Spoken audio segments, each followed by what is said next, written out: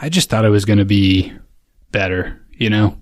But you pay all that money for the ticket, and then you set up in the nosebleeds. Did the championship change hands? I don't know, dude. I mean, maybe. What do you mean? Were you drunk? It's like I don't know, one guy came out and he jabberjawed a bunch, and then I don't know. I just sat there stone-faced, to be honest. Was this the wrestling match you went to yesterday? This has been all day, dude. Sounds like it was a wee bit disappointing. Yeah. Just go. I've tried to tell him Did you at least find yourself getting pissed? Why is he doing the voice? He doesn't know that he's doing it. He's doing it so much he just doesn't know that he's doing it. Yeah, I was drunk at the wrestling What match. you lads having a little secret powwow for? He's talking about... Are you doing a little bit of a rugby scrum there? Putting your heads down and... Yeah, it was wrestling. It was like, Stone Cold. No, I mean came just out now and when you fought, guys were whispering in Yokozuna front or of something. Me. Yokozuna. Yeah. Sounds like a boisterous Japanese warrior. Anyway, I've been here for 8 hours. Yeah, the wrestling match kind of sucked, and honestly, I just kind of left early and hung out in the parking garage for a while. Was there any cool shit happening? Were you responsible and called an Uber? Yeah, sure. What? Yeah. An Uber. I think he's saying He Uber. said he got proper pissed, so I was wondering if he called an Uber. Well, I didn't want to leave my car over. It would have been expensive to leave the car there overnight. How do you take a proper piss? He got proper pissed. Oh, I thought there was like some rules I wasn't following. He probably had 1 or 2 more beers than he should have had. A proper piss is when What did he say? you pull it out and then you knight your own penis and then proceed to urinate. Which I did do at the event. It's important to unsheath that before you pish, right? What? Can't be getting your drawers all soggy. You can't be doing that. Yeah. How many bathroom beers have you had? Yeah, how many beers have you had? That's a great question, Dan.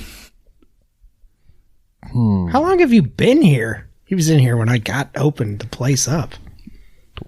So you must have got what day is it? pissed. What day of the week are we talking? He's shit-faced. Good God.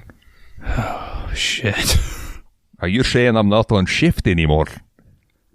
How long Which one of you want to pull out your cellular device and call me an Uber?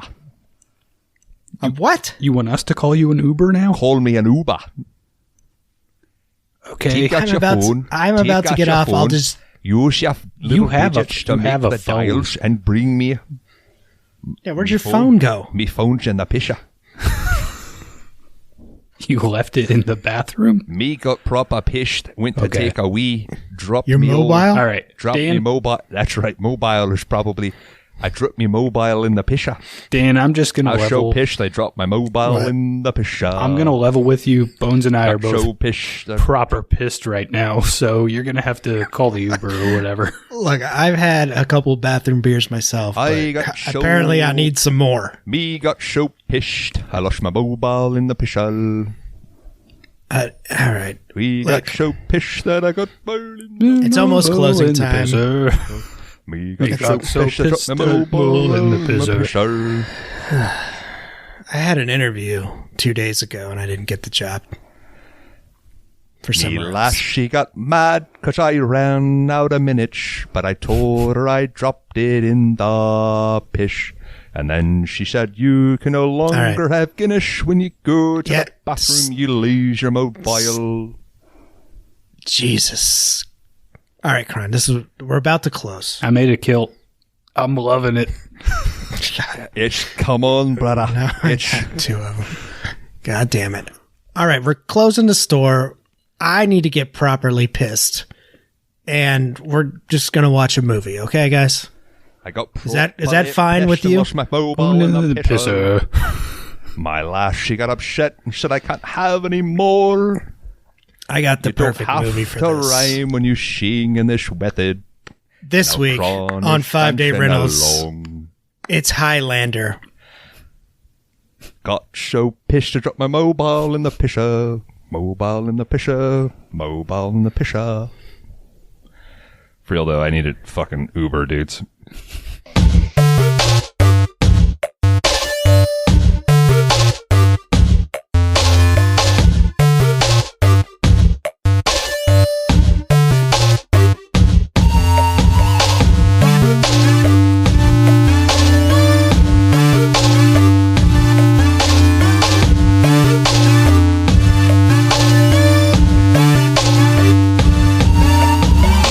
Welcome back, everybody, to the 5 Day Rentals podcast. We are the video store podcast where each week we take turns picking a flick that that meets a fun non-genre category.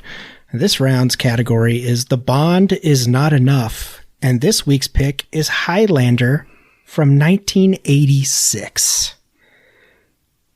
Welcome, everybody. As always, I'm Laundry Dan. I'm going to be taking you through this journey tonight. I got my two other immortal podcast buddies here with me, as always, Mr. Kron Howard and Mr. Bones. Gentlemen, how are we? Never better, Dan. I have been around since 1583, so. You look like it. I know. I can feel it, Pendejo. Oh. I feel it. Well, guys, We're all nervous. you shouldn't be, because we have a special guest here tonight with us, coming all the way from beautiful Las Vegas. He is a writer and a film critic for multiple outlets. He is also one of the hosts of the brilliant, always entertaining, awesome movie year podcast. Please welcome Josh Bell to the show, guys. Hey, thanks for having me. Thanks, man. Thanks for joining us. Happy to be here with these immortals. You must have a lot of time to watch movies. Been living forever. That's all I would do if I lived forever. This is my life. I would just watch more movies, I think. I think canonically we're like stuck in a time loop in this video store. Oh, Like, okay. yeah, so I didn't mean to works out mess that with way. I didn't mean to mess with canon. I'm sorry. Yeah. Oh, so you're not the sequel to Highlander. Yeah, no, or the TV show or the animated. I don't even know how many of them are there. Whatever they are, there's so many things and so much screwed up continuity there. So no, not doing that. I'm gonna leave you guys in your little world. Well, how deep have you gotten into? Because I've watched Highlander 1 twice now, and none of the others.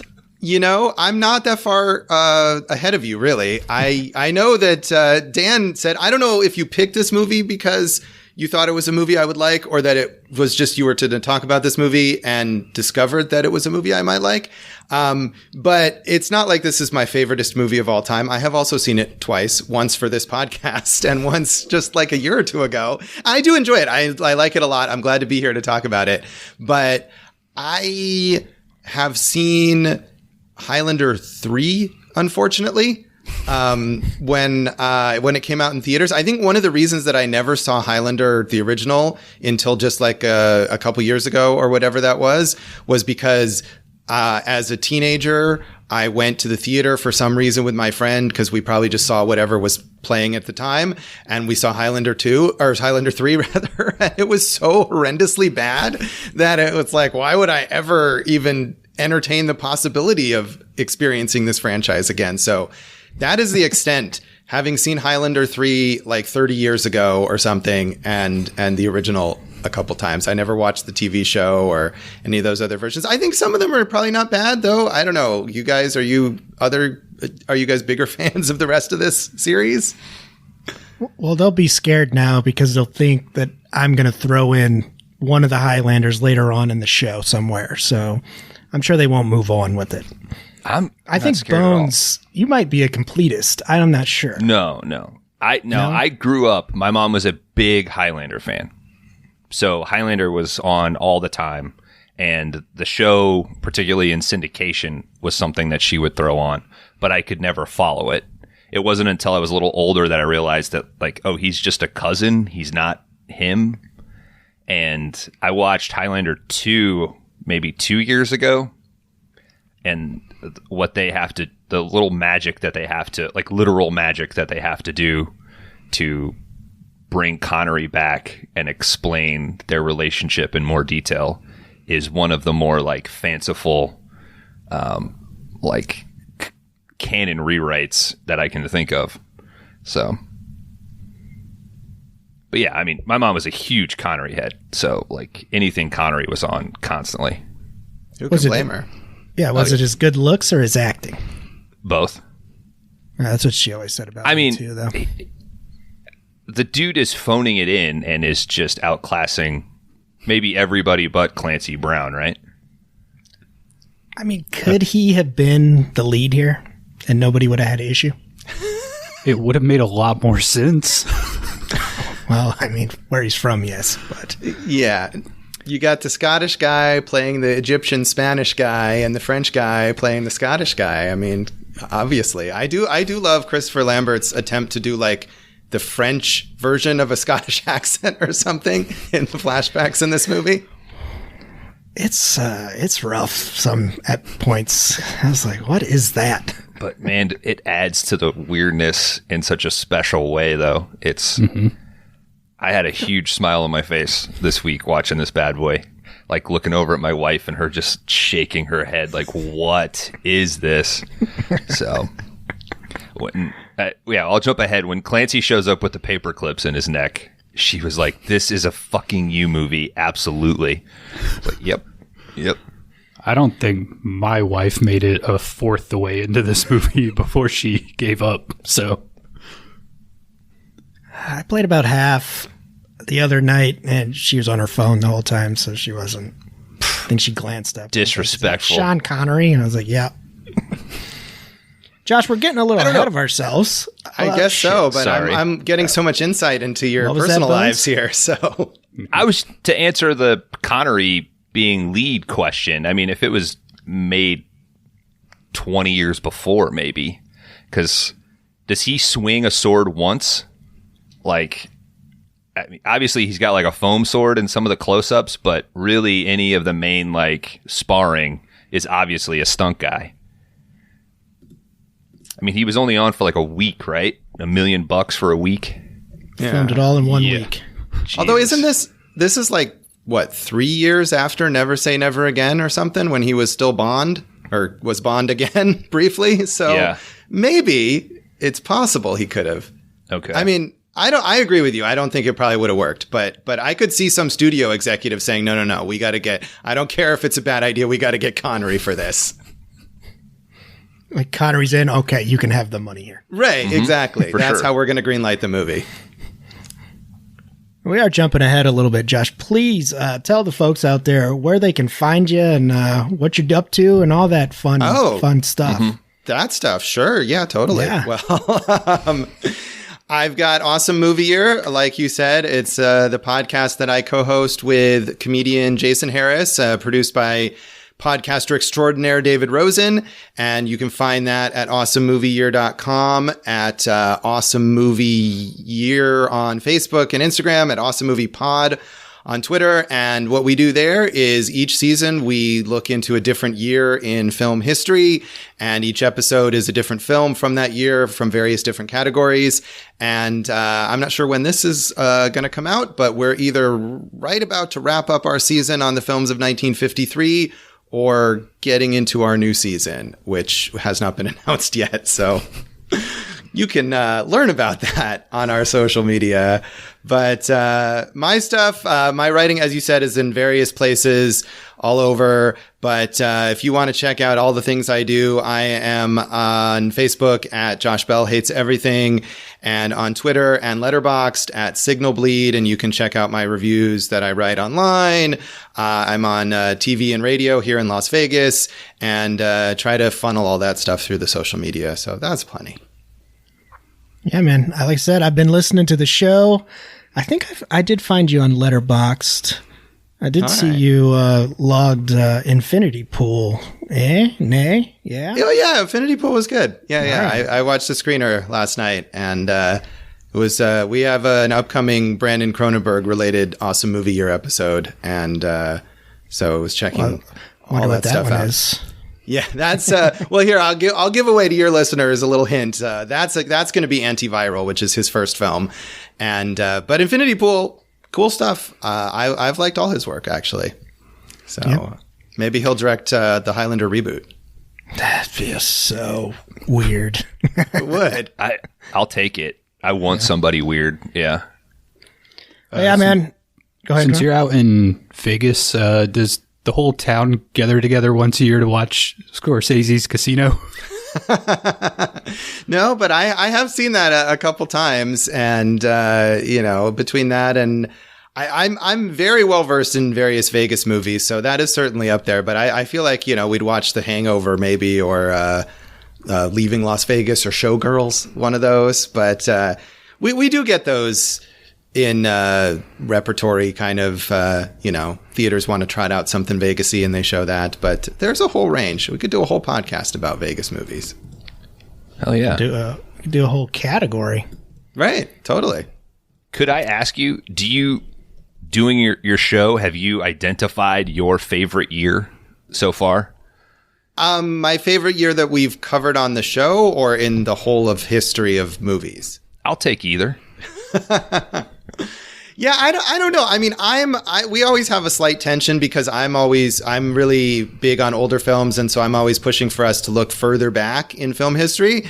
And my co-host Jason is, I think, more attuned to what might get us more listeners, and so wants us to talk about more recent films, which I totally respect. So we kind of go back and forth that way. I feel like maybe 1967 was possibly the most exciting year that we've covered so far. It was a really fascinating year in terms of transition, with the French New Wave building and the new Hollywood just about to get started. There's a lot of artistic upheaval going on. So that was pretty fun in terms of the range of movies that we covered. But as we say in our dumb tagline, like, every year is an awesome movie year. And even when we have kind of disputes over what we're going to do, no matter what we settle on, there's always good movies to talk about. Like I said, I just watched that Brandon Cronenberg movie the other day and was excited to watch that. And that's something very recent. So I'm still hoping we're going to go even further back. We just did 1953, which was the oldest year that we've covered. And I'm pushing for us to go back into the 30s and 40s. We'll see if we get there. Damn. Can Jason handle that? He can handle it. I think he can. We've had a rough time a little bit in 53. I think partially 53's not liking too much. I think in part it's just sort of the particular selections that we ended up with, because I know he does like older films. And I think really, like I said, I think his interest is more in, like, we want people to listen to the podcast, and general audiences are probably more attuned to, like, movies from the last 20, 30 years than they are movies from 60 or 70 years ago. And I understand that. So, we try to get a balance. We've done it long enough that hopefully we have some people who will just listen to whatever we're talking about. Oh, I love it, man. I like how you guys go into the reviews as well. I think on the last episode, you guys were naming one of the critics, and I was like, that's fucking hilarious. You guys know who they are. Yeah, well, we've done that enough. I think that especially when you talk about the same, like, major publications and they've got the same critics, we come to be familiar with them more than just like Roger Ebert or someone like that a lot of people know who it is. So thank you, though. I'm glad that you listen and you appreciate it. Yeah, I've had a lot of fun. I am guilty of going through, like, your backlog and, like, oh, Ghostbusters, Blues Brothers, like, getting those too. But I think that's a good start to kind of, you get a feel for the show and then you want to go deeper. So we have a bad problem of picking something that's maybe 5 years old and somebody's like, what the hell is Bushwick? I've never even heard of this. So doesn't matter what we pick. We're between a rock and a hard place. Yeah, it's a tough balance, but I appreciate that. And I'm actually kind of with you. As a listener, I'm not the kind of person who will sit down to listen to, like, an hour-long discussion of a movie I've never seen. And so I will also cherry pick like that, listening to podcasts like, oh, I know that movie. Let me hear that episode about that one. So I'm with you on that. Yeah, you always run into the thing of like, oh, I should really get around to watching that someday, and then I'll go back and get to the podcast. So, Right. Yeah. And that's cool about, if it's more, we try to make it a bit evergreen. And if you happen to watch a movie that we talked about on an episode from 2 years ago, you could listen to it now and it hopefully would still provide you some value. So that's what we're trying. Well, Well, hell yeah, man. Thank you. Well, we're glad to have you. We're going to apologize in advance. Look, if we get off the rails, just go with it. If you have anything to add, just stop me at any point, interrupt me. That's the show. We're used to that. So, like I said, man, if we're ready to get into Highlander from 1986, then let's fucking do it. Cue the queen, buddy. I'm a king, bro. Oh, shit. I've been around since 1293. All right?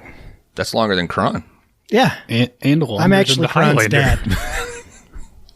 I'm actually Kron's dad. How You can't have kids, depressing. though. Oh, yeah, that's true. And we'll talk about that at the very end of this movie. Put your hats on, boys.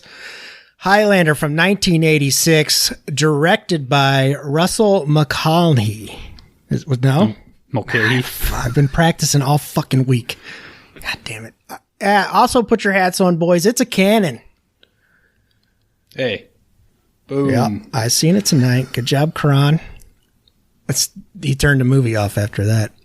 From the dawn of time. I already knew it was 5 stars, so I just shut it off after I saw the Canon logo. That's all I need. Save your time. From the dawn of time, we came, moving slightly down through centuries, living many secret lives, struggling to reach the time of the gathering. When the few who remain will battle to the last, no one has ever known we were among you until now. Let's start up that Queen opening with credits, and let's get into an action-packed Madison Square Garden with nothing. I'm a little disappointed wrestling. you didn't even attempt a Connery. It was recorded in his bathroom. Fun fact, in Spain, in his mansion. What a tough life. Can you do Connery? No. Kron? No. Josh? Bones can do it. I'll do a Connery later. This White Russian's kicking in. Yeah, I'm gonna pass. That's why I co-host a show with a comedian, and he handles the impressions. That's a good idea, guys. We should do that. Yeah, we need somebody much funny. work. All right, we are at a packed Madison Square Garden. 1986 is a fabulous year for wrestling, apparently. We get a nice flyover shot. If you look up some trivia on this, you're going to find a lot of information about that shot. Apparently, it was the first ever, and they go on and on about it. Not sure why they got the helicopter sound on it, though. Did you guys notice that?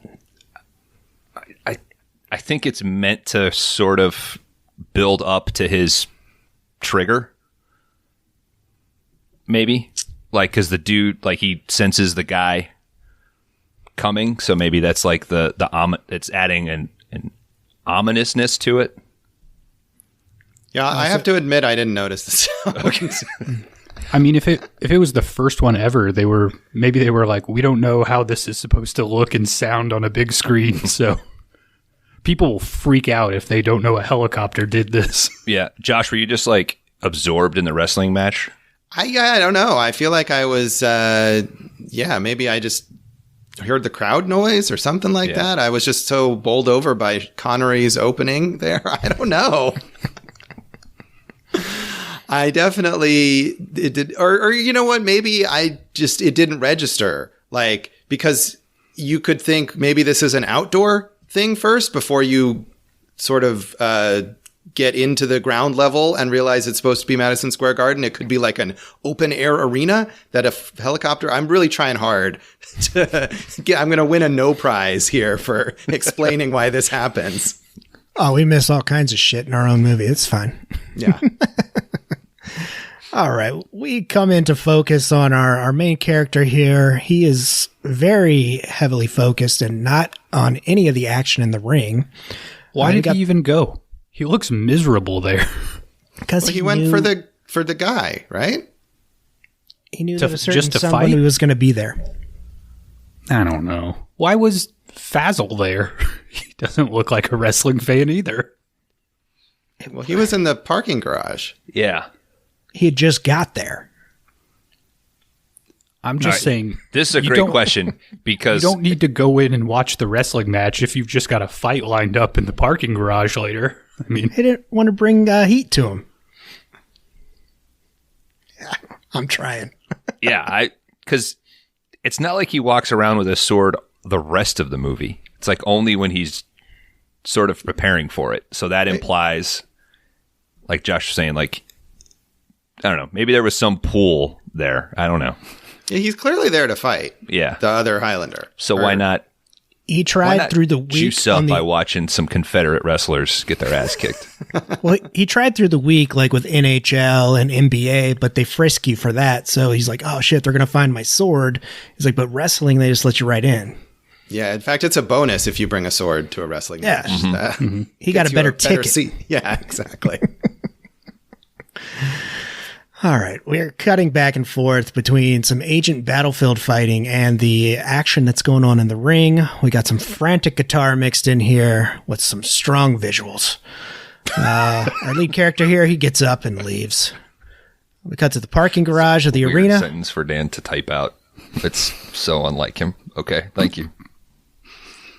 I used AI for this. I just held Okay. it to the TV. That's ruining the creative arts, dude. We got our man. He starts walking through this parking garage. He's wearing some sweet ponies and a duster. 5-day rentals must. A man steps out from behind one of the cards. Sorry, gentlemen. McLeod, says the man. Is his name, is it Thistle? Fazzle? Fazzle? Yeah. it's like Basil, but with an F. Basil with an F. Says, Connor, wait. They draw swords, and it's go time, baby. These two start some ass-kicking sword fighting. We get into some amazing special effects here with the swords. They're very powerful, apparently. They can smash a fender right off a car. It's sharp. Fassel disappears and gets cut. Yeah, he cuts the electrical box to distract Connor. This leads to a chase across the hoods of the car. Looks great. They hit some pipes. The sprinklers turn on. The battle continues. Fassel gets the upper hand. He knocks Connor's sword out from him. Connor hides. Fassel does about 15 backflips, which is They look incredible. He's impressive. He's an older man, but I guess he is an immortal. Connor finally finds his sword and continues to fight. And he gets the upper hand and cuts this dude's head off. The body starts to float. We got lightning striking all over the places. Cars are spewing up oil. Shit's going crazy. All this power is felt by Connor. More cars explode. Connor hears the cops, and he hides the swords. Or the sword. His sword. Was it his sword? I was wondering Yeah. that. I was like, Yeah. He doesn't it's give a his shit sword. about the other sword. Right. why wouldn't you take the other sword of the other immortal?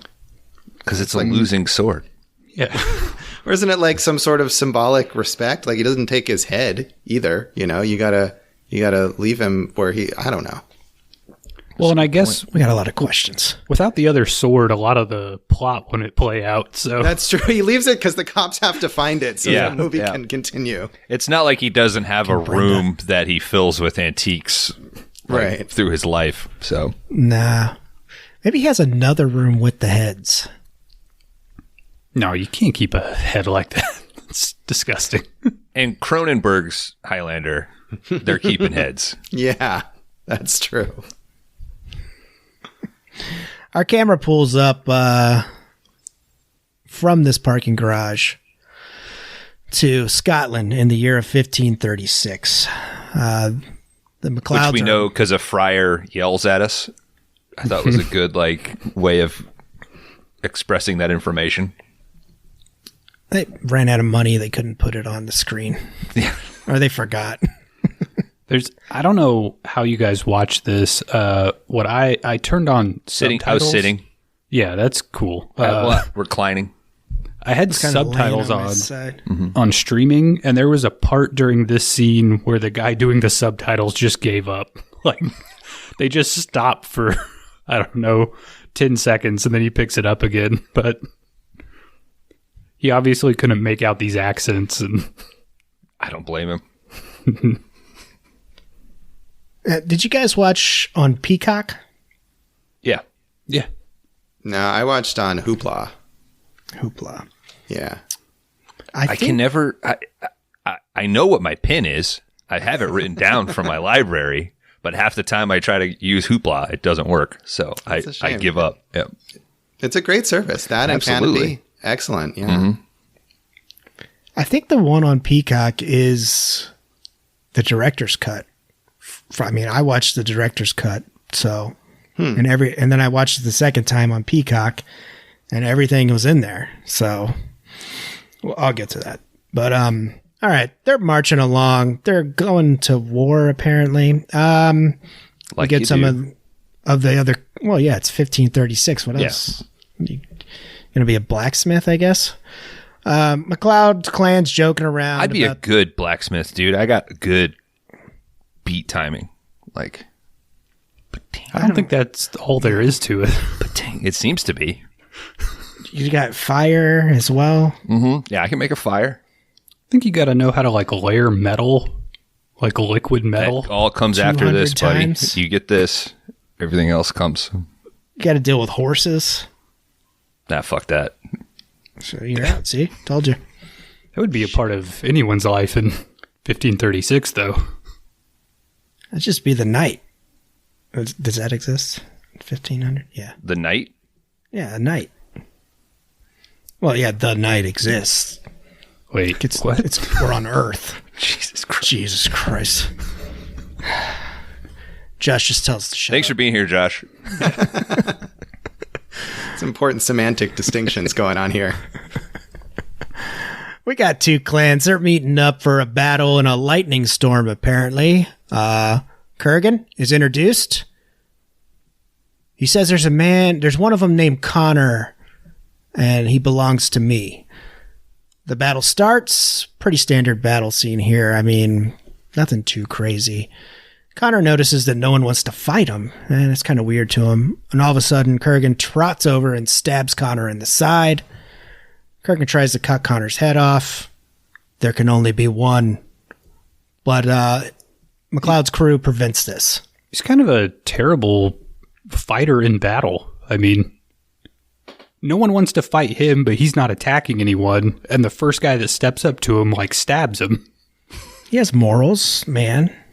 Yeah, but it seems like he's supposed to be the main guy on their side. And he just instantly gets stabbed. Well, is he the main guy at that time? I think this is his first one.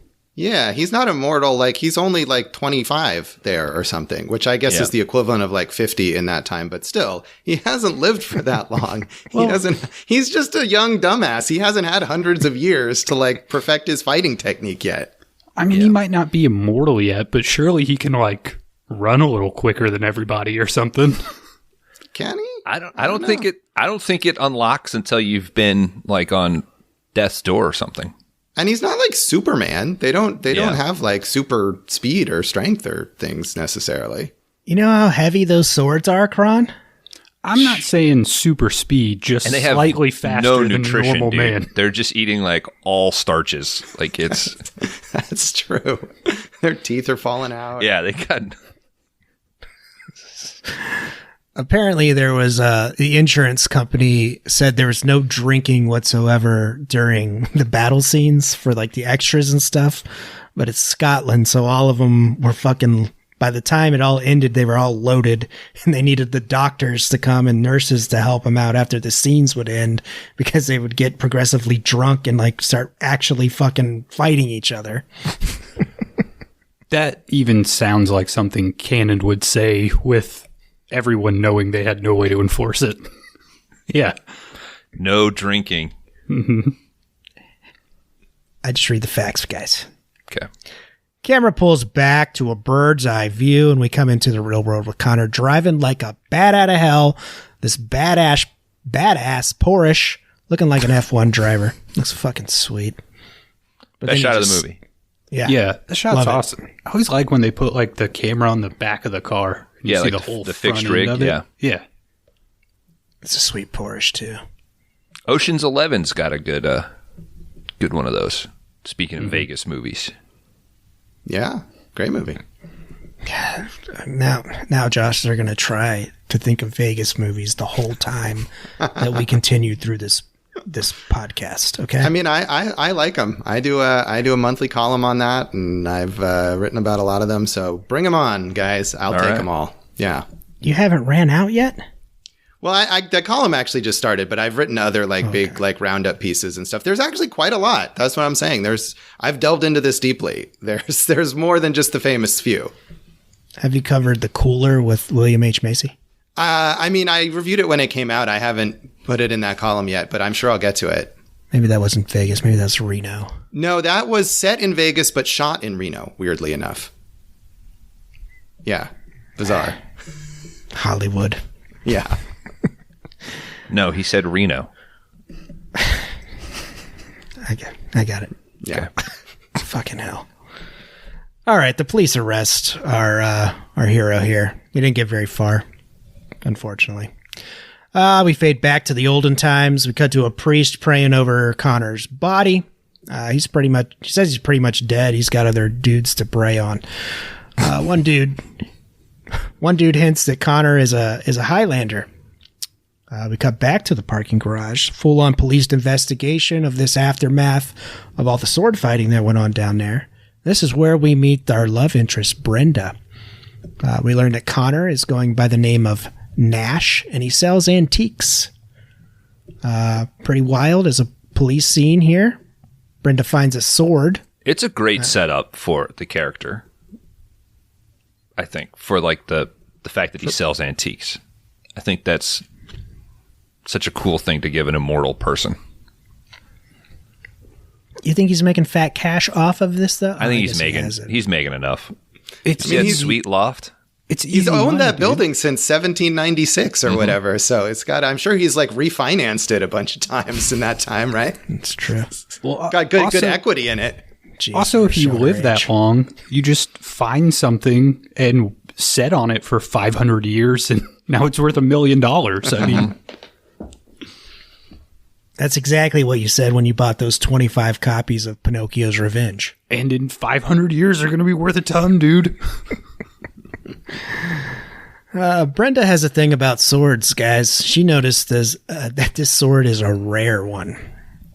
Are we supposed to take like a sexual connotation with that? I don't think so.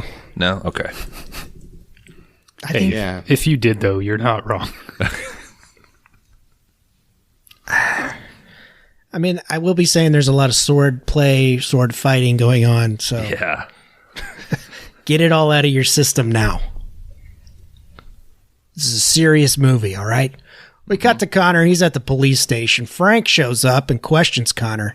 Frank is our main detective here, working for the police force. Has the sword found at the scene, or he has the sword with him, and asks Connor if he knows what it is, and if he cut a man's head off. Connor, he says the name. It's Toledo Salmonanica. It's worth $1 million. I think I wrote this down. Salamanca. A Toledo Salamanca. Is it Toledo? Yeah. All right. We're about the details here. Frank tries to pin this decapitation on Connor. Typical cop. Connor says that this guy cut his own head off.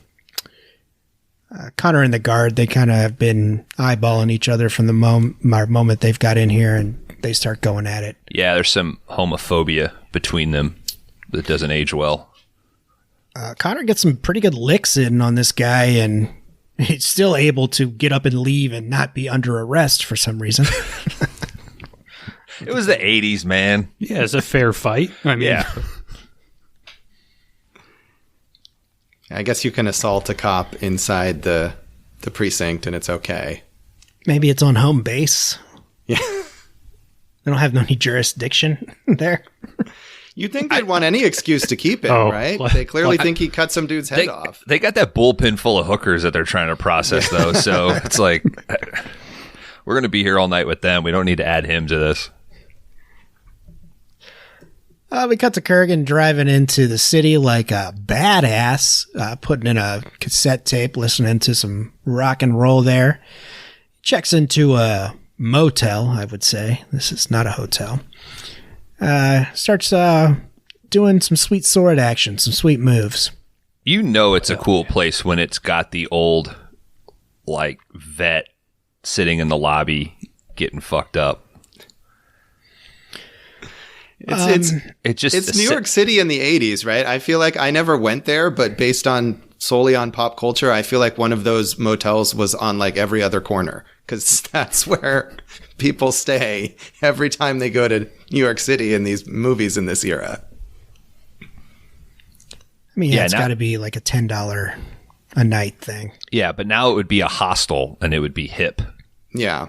And it'd be full of Swedes and poly people, you know. Sure. And Kurgan would still fit right in. Oh, hell yeah. Do you think the barista? Do you think in these scenes they just gave him the sword and they were like, do cool stuff now? Because that's what it feels like. It's impressive, I think. There's a part where he like rolls it across. He does his the chest. globetrotter. Yeah. There's got to be like some sort of sword consultant on this, sword choreographer or whatever on this film, right? His name's Bob Anderson, and he is an Olympic Fencer. Yes. I think maybe that's why the sword play is a little more 1500s, 1700s type-ish kind of. Maybe because he was coming from a fencing background. He was also Darth Vader's body double. Okay. Mr. Bob Anderson there. Oh, go ahead. Is this also the scene where he like puts his sword together? Because that seems like a design flaw, right? I mean, yes, I was thinking that too. Like, is it going to fall apart?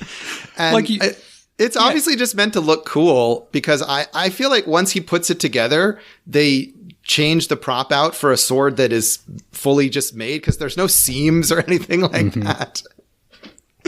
I think this is like a driving force of this film is that nothing is done in order to like make sense. The only question anyone asks themselves about anything in this film is, will it look cool? And if the answer is yes, then they do it.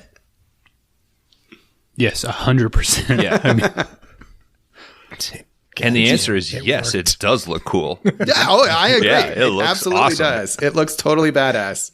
I will say, I think a note, and I hope Cronenberg takes this, is I do think you need a little bit more variation in the fighting styles. I get what you're saying, Dan, that like obviously they like started in the 1500s, but it would be cooler to have like a more traditional, you know, Dread Pirates Roberts like fencer, or you know, I would love to see like a Gladius and a shield sort of Maximus sort of style, you know, that kind of change it up. Like for the other immortals, you mean? Yeah. Yeah, because if they're coming from across the planet and they've been training for hundreds of years, thousands in some cases, you know, they would have developed, you know, a little bit of acrobatics or something, you know. It's copyrighted by the 5 Day Rentals podcast. Or even like a guy who's just got like a dagger and he sneaks up behind you and gets 3+ damage. Excuse me, 3 times damage. You get a lot more than that, dude. That's like I mean, 10, if you're 10x multiplier. Yeah, if you're crouched and you're stealth, what is it, like a 30 times multiplier? Yeah, well, depending on what armor you got on.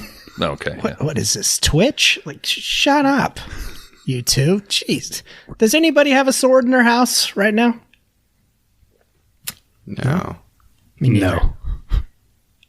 We should get some swords, guys, because what else? No, that's a whole different lifestyle. Don't dude. I start can't that. be- We I already can't be have a sword hard guy. enough time, like not sending each other shitty DVDs and posters. Let's not start sending Let's just say, swords through the mail. watch out for FedEx. Yeah, Josh is going to get Josh, one in 10 days. That's my parting gift for being on this podcast. Big ass sword. Yeah, and Dan, I think you meant to say FedEx better watch out because they're going to be handling a bunch of crazy ass swords.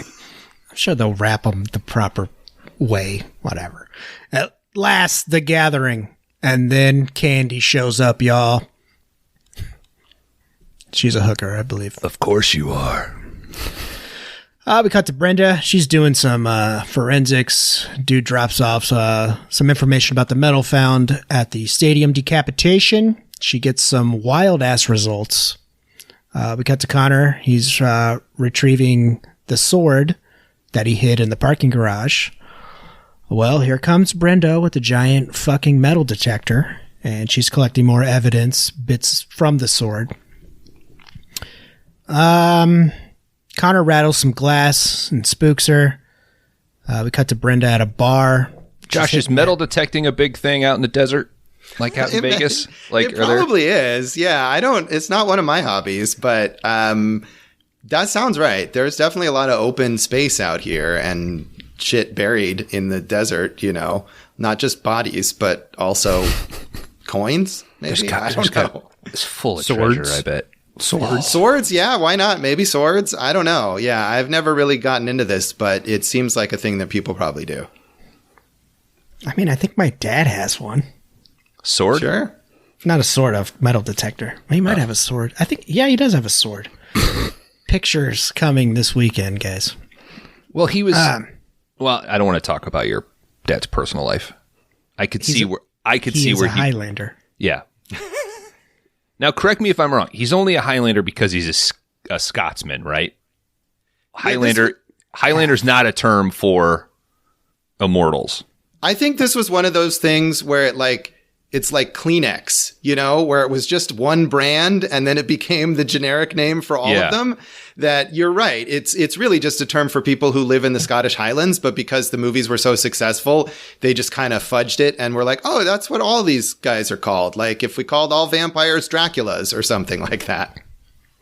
And it's only the nerds who are like, no, Frankenstein was the doctor. The monster's name was not Frankenstein, and it's a lost cause. Okay, I hope Cronenberg, if I rebooted it, I don't know if it would be a colon, but I think I would call it Princes of the Universe or Highlander Princes of the Universe to refer to the song. But I think that would encompass more of the literal universe of all these immortal dudes. Because I think what you're saying is I remember being 10 on the playground and being like, I'm a Highlander. I'm a Highlander too. You can't kill me, bitch. Yeah, but nobody was a Highlander 3. You got suspended, though, for trying to cut that kid's head off. I take no shit, dude. Brenda, she's hitting the Hennessy pretty hard, guys. Oh, this bartender, he's just you just say when as he's pouring her drink. That's a good bartender, bro. Overflow this fucking glass then, dude. I mean, let's go. Switch me, give me the bottle. I'm sure he charges by the second on it. I don't know if it's necessarily. It seems like Brenda's a regular here. Yeah. What? So she probably has She got a tab. You can't operate a bar like that. It's the 80s, dude. It's New York. It's 80s. Come Loose, on, baby. Come on, it's the 80s. You can fight cops. It's great. Bottomless drinks. Wrestling at Madison Square Garden. Come on. All right, she overhears Connor. He's in this place asking about Madison Square Garden. This gets her attention, and she asks Connor about it. He says something along the lines of he wants to walk her home. They leave the bar, or he leaves the bar. Brenda follows him, but Connor knows something's up. He hides. Brenda continues walking. He grabs Brenda from the side of an alley. Just then, Kurgan pops out, swings at Connor, and the chase is on. Connor fights back with a water hose. We get some help here from Brenda. We get some badass shots of them fighting through through this old ass factory. He's almost better with just a pipe than he is his sword. Who, Connor? Or Yeah, he needs to go to like a bow staff or something. Because he doesn't have his sword in this. Or just a pipe. He could be a pipe fight guy. Fucking Casey Jones. Just terrible with the water hose. The fight is interrupted by a police helicopter. He should have like used his thumb and like made like a rain pattern, and like that could have blinded the Kurgan a little bit more. Why did the cops show up? Jet's never as powerful as you think it's going to be. Not only did the cops show up randomly, but then they just give up. They're like, "Hey, we have this helicopter. What are you guys doing?" And then they just run away, and the cops are like, "Man, they ran away." Okay, that's it. We're leaving. The cop is like, "Hey, you guys stop! Really now?" Hey, I got a helicopter in. This is before the days of like thermal imaging where they wanted you to run and hide because they pretend like they don't see you. Like that's the trick when you're running from the cops. You just jump in with some cows. Yeah. Yeah? You just stay directly below the helicopter the whole time. Then it can't see you. Right? Floor's not see-through. Yeah. It's just physics.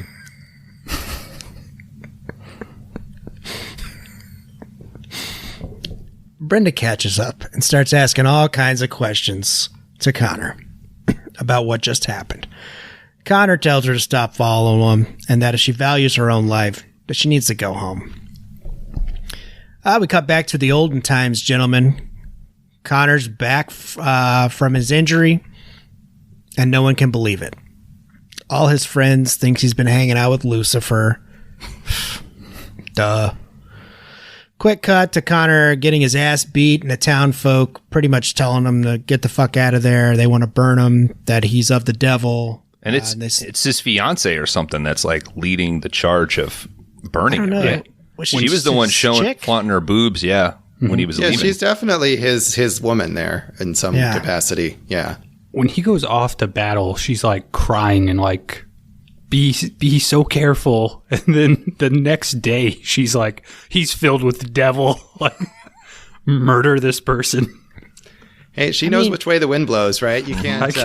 You can't have a lot of. She don't have a lot of leeway for women in 16th century Scotland. I think you got to hitch yourself to the right man. Mm-hmm. She's like, this is going to bad place. Let me get another guy here. Or you decide to live deliciously and just fucking lean into it. Right? That's clearly not her thing. That sounds like it's from a movie. Connor escapes with the help of, I think, one of his cousins, I guess. It's that old guy that's like always in every Scottish movie from the 80s and 90s. I think he was in Braveheart as well. Yeah. He takes a little mercy on him and lets him leave, but leaves the stocks on him, which is... Seems rude. Well, he wanted to stay in town. He didn't want to get kicked out too. Because he's like, hey, there's chicks available now. Oh, that's true. A newly single woman in town. Yeah, like Josh said, you got to jump on your opportunities back then. Mm-hmm. Cut back to modern times, back to New York. Connor is hanging out at his antique shop, which is pretty fucking sweet. Mm-hmm. We cut back into the olden times again. Connor's just building a whole fucking castle by himself. Like nothing's going on. He's got a new girl. He's happy. Connor and his lady are... He just builds the bottom floor and then a bunch of rickety catwalks that go all the way up to the top, I guess. I took it... See what you come up with, Kron. I think this was an old tower that they were living in while they built the other house. Yeah, they're just like squatters, basically. Yeah, when they cut back to it later, they have like a full-size house built outside. So I think that was just temporary. It's like when people buy a shipping container and live in that while they're building their cabin. And again, it looks cool. Oh, hell yeah. End of discussion. Yes. That's all. Production designer says, do we want this half-finished castle? And Russell Mulcahy says, does it look cool? Then yes, we want it. And we can easily recreate it with like foam rocks that we're going to throw later. Totally. Yes. Connor and his lady are enjoying some afternoon delight when a horse jumps over them. And this is where we meet Juan Sanchez Villa Lobos Ramirez. Eh? You got that. All right. Connor wants to know what's up with what Ramirez wants. Jesus. Ramirez knows what Connor is and says he was kicked out of his village 5 years ago. We get some lightning that strikes Connor multiple times. Ramirez explains the sensation Connor is feeling is the gathering. The quickening. Yeah. The quickening. Oh, shit. I wrote the wrong one. The gathering is the event, though, right? The Gathering was when they gather. The gathering is once a year. All the juggalos go out to a farm in like I knew it was coming. I don't know, Illinois or something. And I was just going to say I was proud of you guys for not making a joke yet, but here we are. You know Kron's I going to know. jump on an ICP reference. yeah, But so yeah, was that, the had- sensation Whoop, is the quickening. Right. That's like, Okay. It's like Highlander puberty, Yeah. maybe.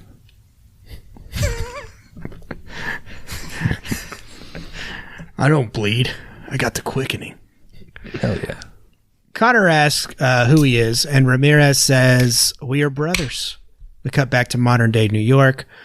Brenda checks in with Frank and finds out that Connor is involved with the garage or the parking garage decapitation that went on. We cut to Connor. He's sharpening his sword at his sweet ass pad. He's just doing some light sword book reading, which happens to be written by Brenda. I don't know, man. I think she's got a thing for fucking swords. But She has a thing for fucking swords, or she has a thing for like fucking swords. Josh is fitting right in. you're on it, dude. It seems painful. It seems like Like she should be in the logistically. circus. Yeah. you can dull a sword down. I mean, Maybe she uses the other end. I don't know. I've seen Benedetta. You can get creative. True. That's true. I've seen that 3-hour non-lesbian movie. 3 hours. It was awesome. Ron. it's not 3 3 hours. hours. It's like 2. No. It's a strong 2. It's almost 3 I give it a hours. strong 4.5, if you know what I mean.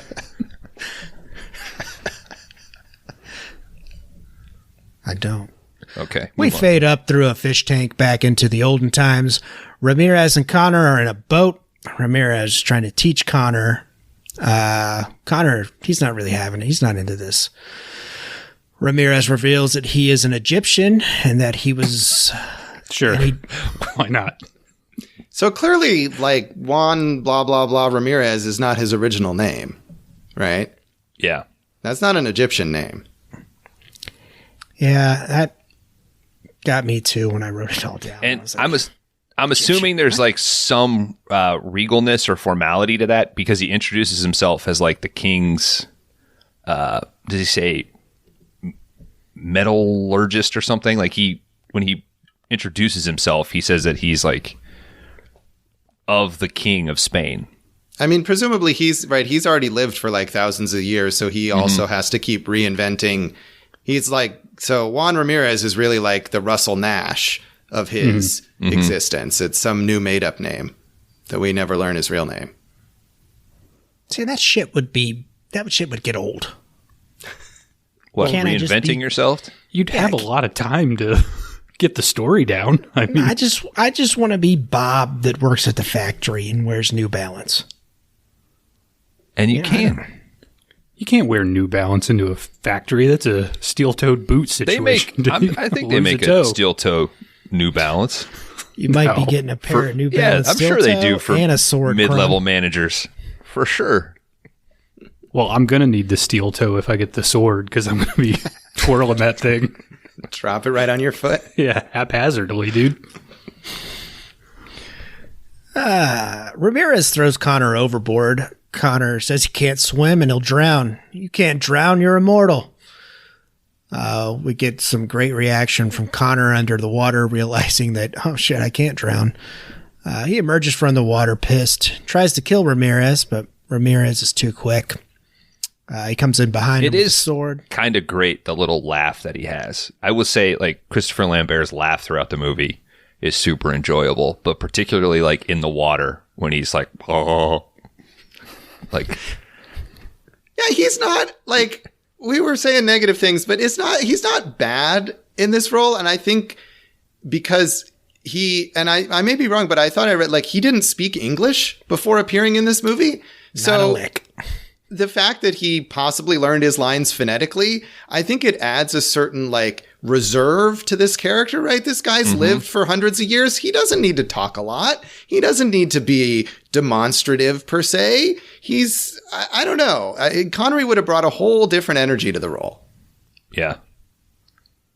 I think it only really stands out in the past sequences, because he's really just supposed to be a 20-something Scottish guy. I think what you're saying, I agree with, that in the future, because he's lived X amount of lives, he's lived all these other places, his accent would be fucking wild. Right. And it totally works there. I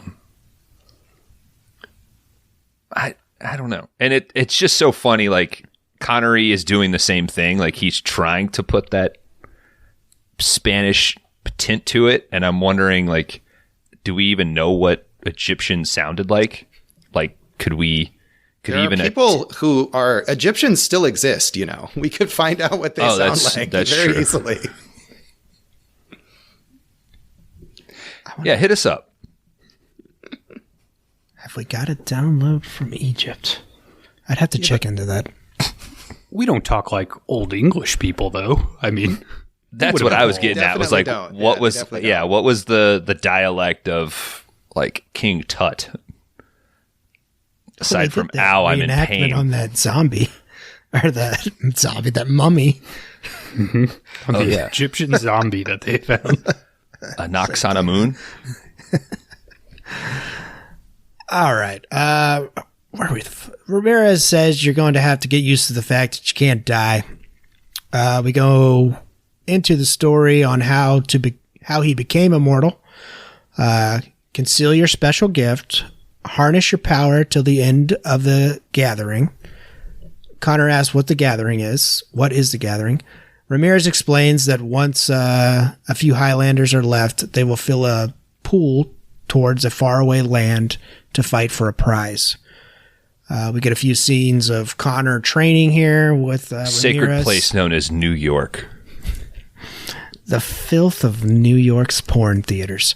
And some lessons and some more training. We got some great shots of all the landscapes here. Awesome. We got them running on the beach together. Josh, I know you just covered From Here to Eternity. Did you think they were going to start rolling in the sand?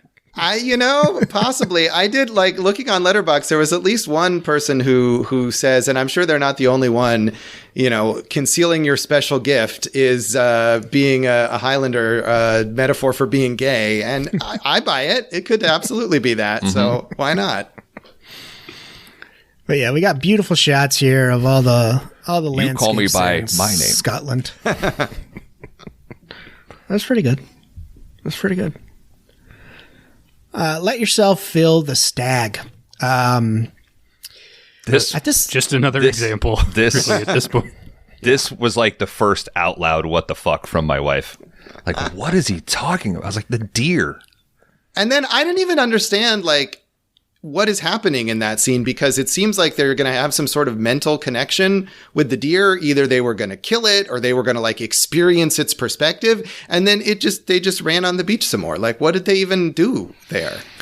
So at this time, the stags didn't have antlers when they filmed it. So they had to glue the antlers onto the stag, and it did not like that at all. So it just shook them off constantly every time they would glue it on there. So that was the only actually that is a stock photo from National Geographic of the stag that you see, so they couldn't even get the shot. Jeez, these are like real life versions of Bill Murray's character in Scrooge. I was just thinking that you're not stapling that to that poor mouse. Yeah. I think in the scene though, I guess they are inspired by the vision of a stag to run faster than they ever have.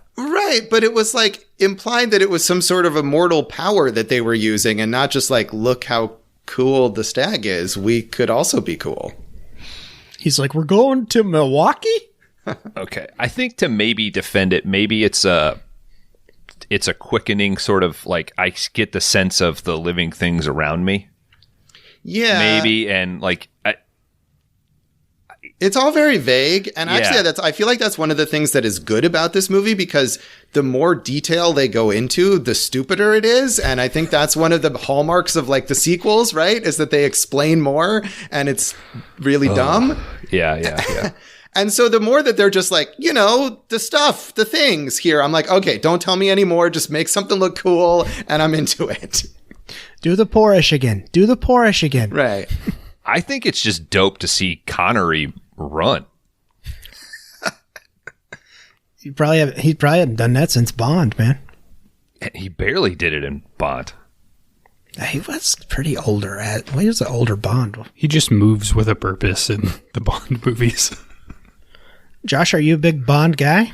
Not really. I've seen, I mentioned Never Say Never Again. I've actually not seen that, but I've seen a few other Connerys. We did an episode of Awesome Movie Year on You Only Live Twice, and I've seen a few other ones, and I'm sort of indifferent. I like some Bond movies, and some are not good. Speaking of Vegas, there's a whole Vegas Bond movie, Diamonds Are Forever. Underrated. I've seen that one multiple times.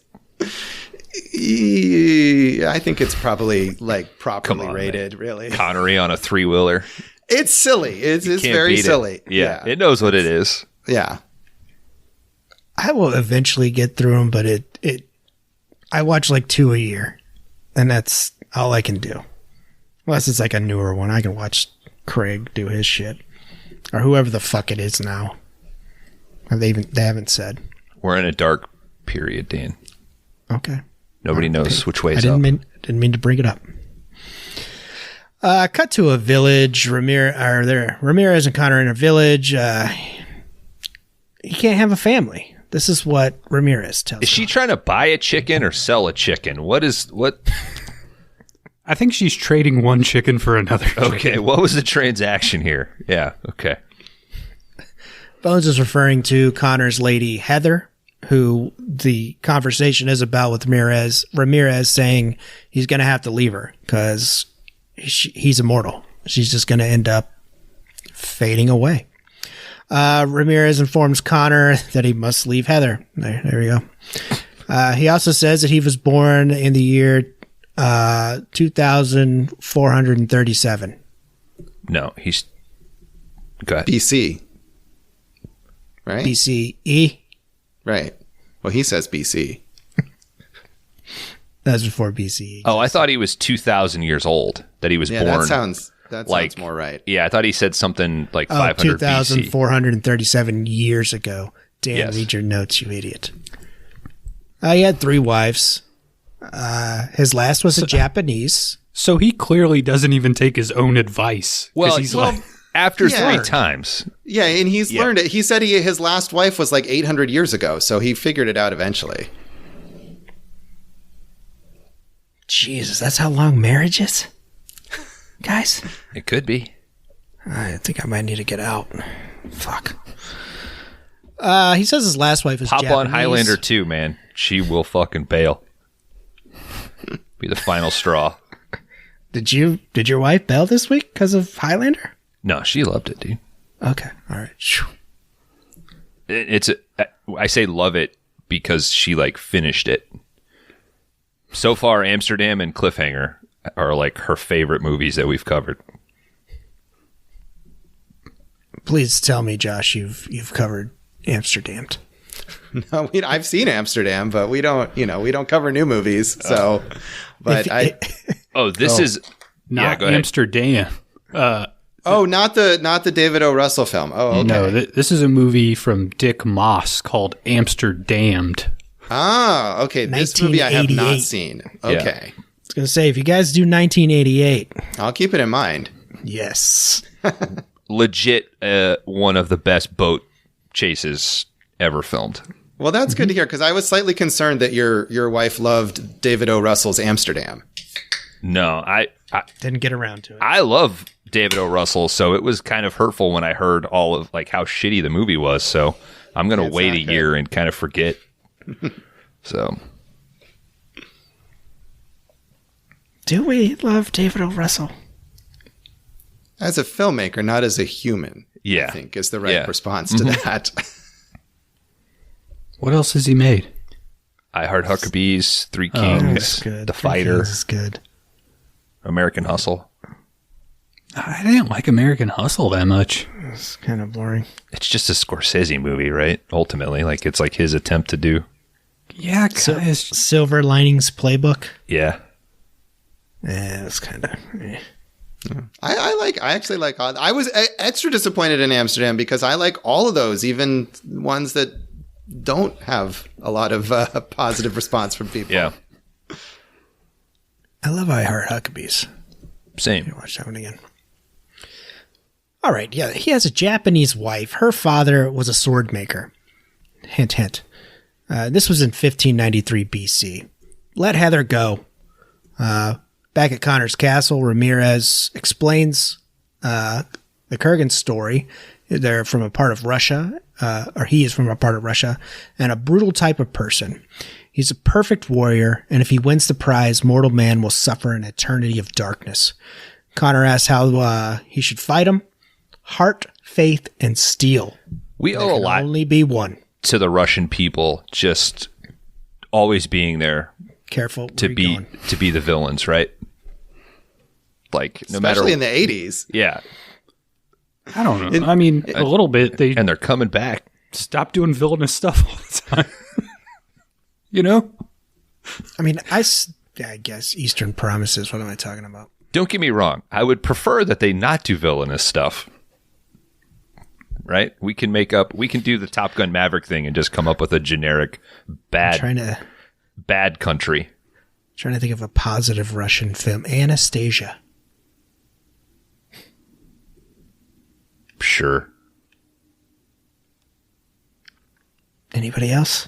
I'm sure there's a lot of films made in Russia that are positive about. Isn't there Russians. like I don't know, like Stalker? Isn't that a movie that people Yeah, like a lot? Tarkovsky, Solaris. He's a great filmmaker. Wasn't there is it positive Russian outlook? Yeah, Positive. Wasn't Fiddler on the Roof? Schwarzenegger like a Russian cop in one of his 80s movies that I didn't In see? Red Heat, Walter There Hill's you go. Red Heat. Yeah. He must have been the hero in that. It's Schwarzenegger. Mm-hmm. Just like Connery. An Austrian being a Russian. All right, we cut to Heather and Ramirez. They're having dinner, having a good time, chatting it up. Ramirez notices something's off. All of a sudden, Kurgan smashes through the castle door. Ramirez jumps and slices the table in half. A piece of the sword broke during one of these. bound to shots. happen when you screw your sword together. I mean, And apparently it was pretty close to Connery's head, and he was very pissed and stormed off the set. And then said, we should probably use my body double. Kurgan wants the Highlander. Ramirez says you're too late. He kind of slices at his throat a little bit. Is this where he gets the scar, or did he already have the scar? No, this is where Ramirez is the one that gives it to him. Yeah. Turns him into a Pez dispenser. Was there an actual Kurgan Pez dispenser, though? That would be pretty good. they are so expensive on eBay. Oh, so they actually exist. That's awesome. No, I mean, I don't think so. They should. They totally should. That would be sweet. All right. There's some like immortal guy holding on to Pez dispensers and Beanie Babies, just like 500 years, baby. 500 years.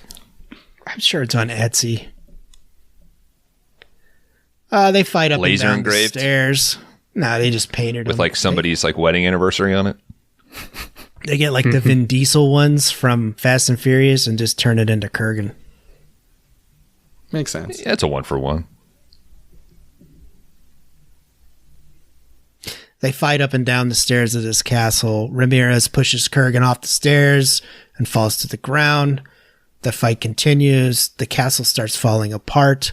All these little bricks were connected to fishing line. It's like the on cue, they would pull Guts them so they'd come aggro out. crag, man. Let's go to Mo for the results. You're showing your age, Bones. Ramirez crashes through one of the pillars here. This is why some of the stones start falling. The fight goes on. Ramirez stabs Kurgan, but pulls the sword out. Manages to get the upper hand against Ramirez. Kurgan takes Ramirez back. He takes his back and stabs him. Who's the woman? Asks Kurgan. Ramirez says she's with him. There can only be one, and Kurgan decapitates Ramirez. Kurgan takes in all the power with all the lightning, and he falls to the ground, and he manages to grab Heather. This whole scene feels like a 80s D&D stoners like dream of what movies should be.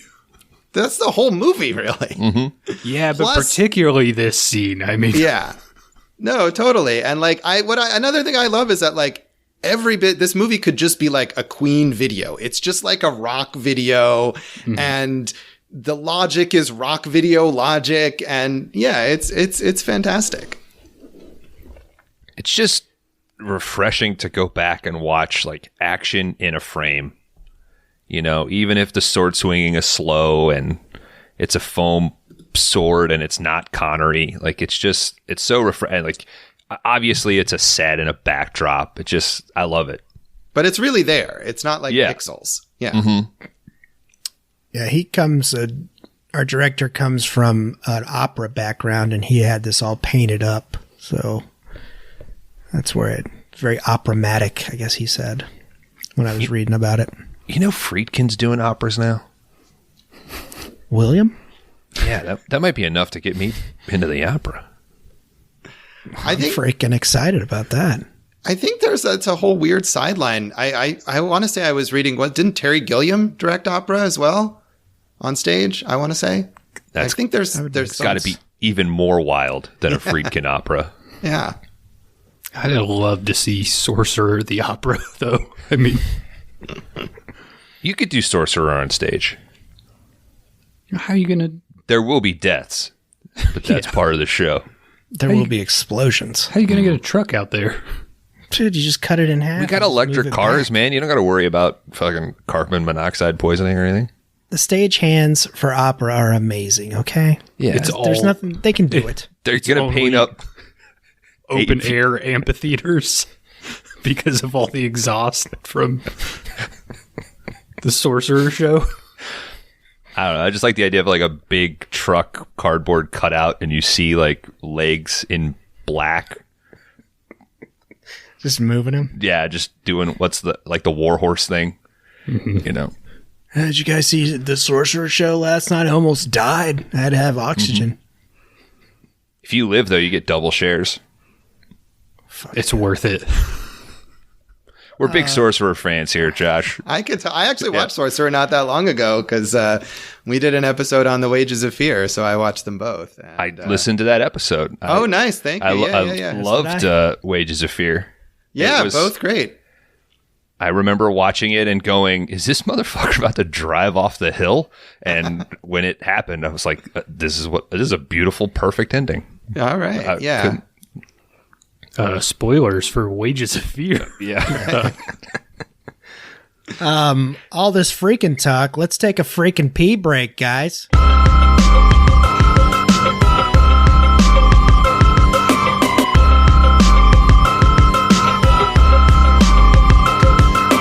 Welcome back to 5 Day Rentals, guys. In the middle of an epic here, Highlander. If you just left us, decapitations, time travel, Scotland, Porish, and Josh Bell's here with us. There's no time travel Still. in this movie. Did I say time travel? I guess for the audience, We're jumping back and forth. for the audience, there is. That's what I meant. But Josh Bell's still here with us. He came back from the break. We're Yeah. all amazed. He not did hold hiding up in the a sign bathroom. that said, please.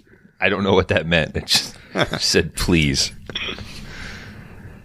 We're back in modern times, New York here, which is New York of 1986 at Connor's Place. Brenda stops by to chat with Connor. Starts asking all these questions about the swords again. This chick is all about the swords and how Connor is connected with them. Connor asks her out to dinner. We got Frank, Brenda's boss. No, he pulls a baller move. He says, "Do you cook?" Oh, Connor asked her that? Yeah, he's like, "Do you cook?" And she's like, "Why?" And he's like, "I thought you Oh, that's right. might want to have dinner with me." I thought that was it's very chauvinistic in a way, but cool. Yeah, you're a lady. How about you cook me dinner?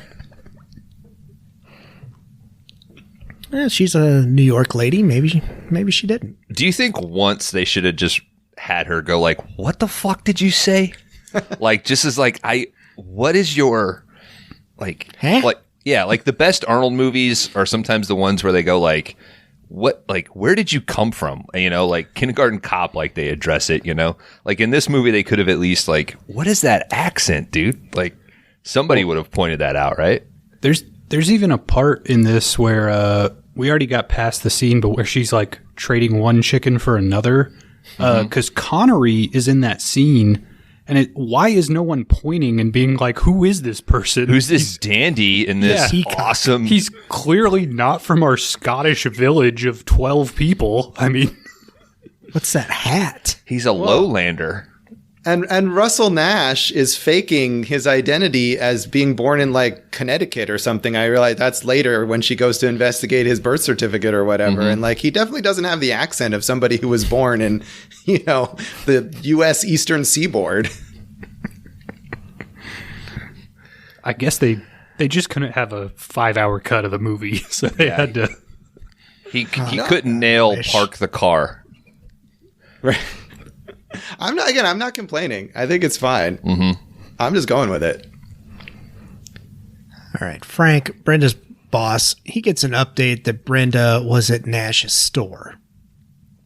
Later that night, his assistant says people are starting to ask questions about him. This is Connor's assistant. Tell them I'm immortal. We get a quick cut with some glass breaking into World War II and Connor running through the battlefield. He escapes into an abandoned warehouse and finds a little girl. What's your name? Rachel. Which is his assistant's name as well. Connor picks up Rachel, then all of a sudden a Nazi comes out from behind him and shoots him. I wish there was more of this in the movie, though, where you kind of see him throughout different time periods, because I thought this scene was great. Like, yeah, I want to see the immortal dude mowing down Nazis. Like, that's a cool thing to throw in. I mean, I had the same thought, like when Brenda comes to his place later and he shows her the little secret antique cave. Like, it would have been cool if she was like, "Where did you get this?" And it like cut back. Mm-hmm. You know, like you could do like 2 or 3 in there, especially like after she stabs him and he's like recuperating. I thought that could have been like a cool like flashback filler. I totally agree with you. Yeah, and isn't that the World War II scene is one that in the original like U.S. release was cut out because I think he fought for it to stay in. Okay, I think they did want to cut it. I think that is director's cut footage, though. I read a little comparison of like, here's what's in the extended versus the original, and I think that scene was like put back in. I thought I read that they wanted to cut it, but he fought for it to stay in. Right, but I think it was in the U.S. it was cut and it stayed in the international release. Oh, maybe, okay. Yeah. Why wouldn't you have that? We'll call it a draw. I guess you don't. Rachel's not a huge character, I guess. But that connection is very important. I mean, they obviously make a point of naming her, and you know, the idea that she's the little girl and she grew up to be the assistant and all that is really, and it's another way to see that he's this immortal who, you know, outlives everyone that he ever cares about and all that kind of stuff.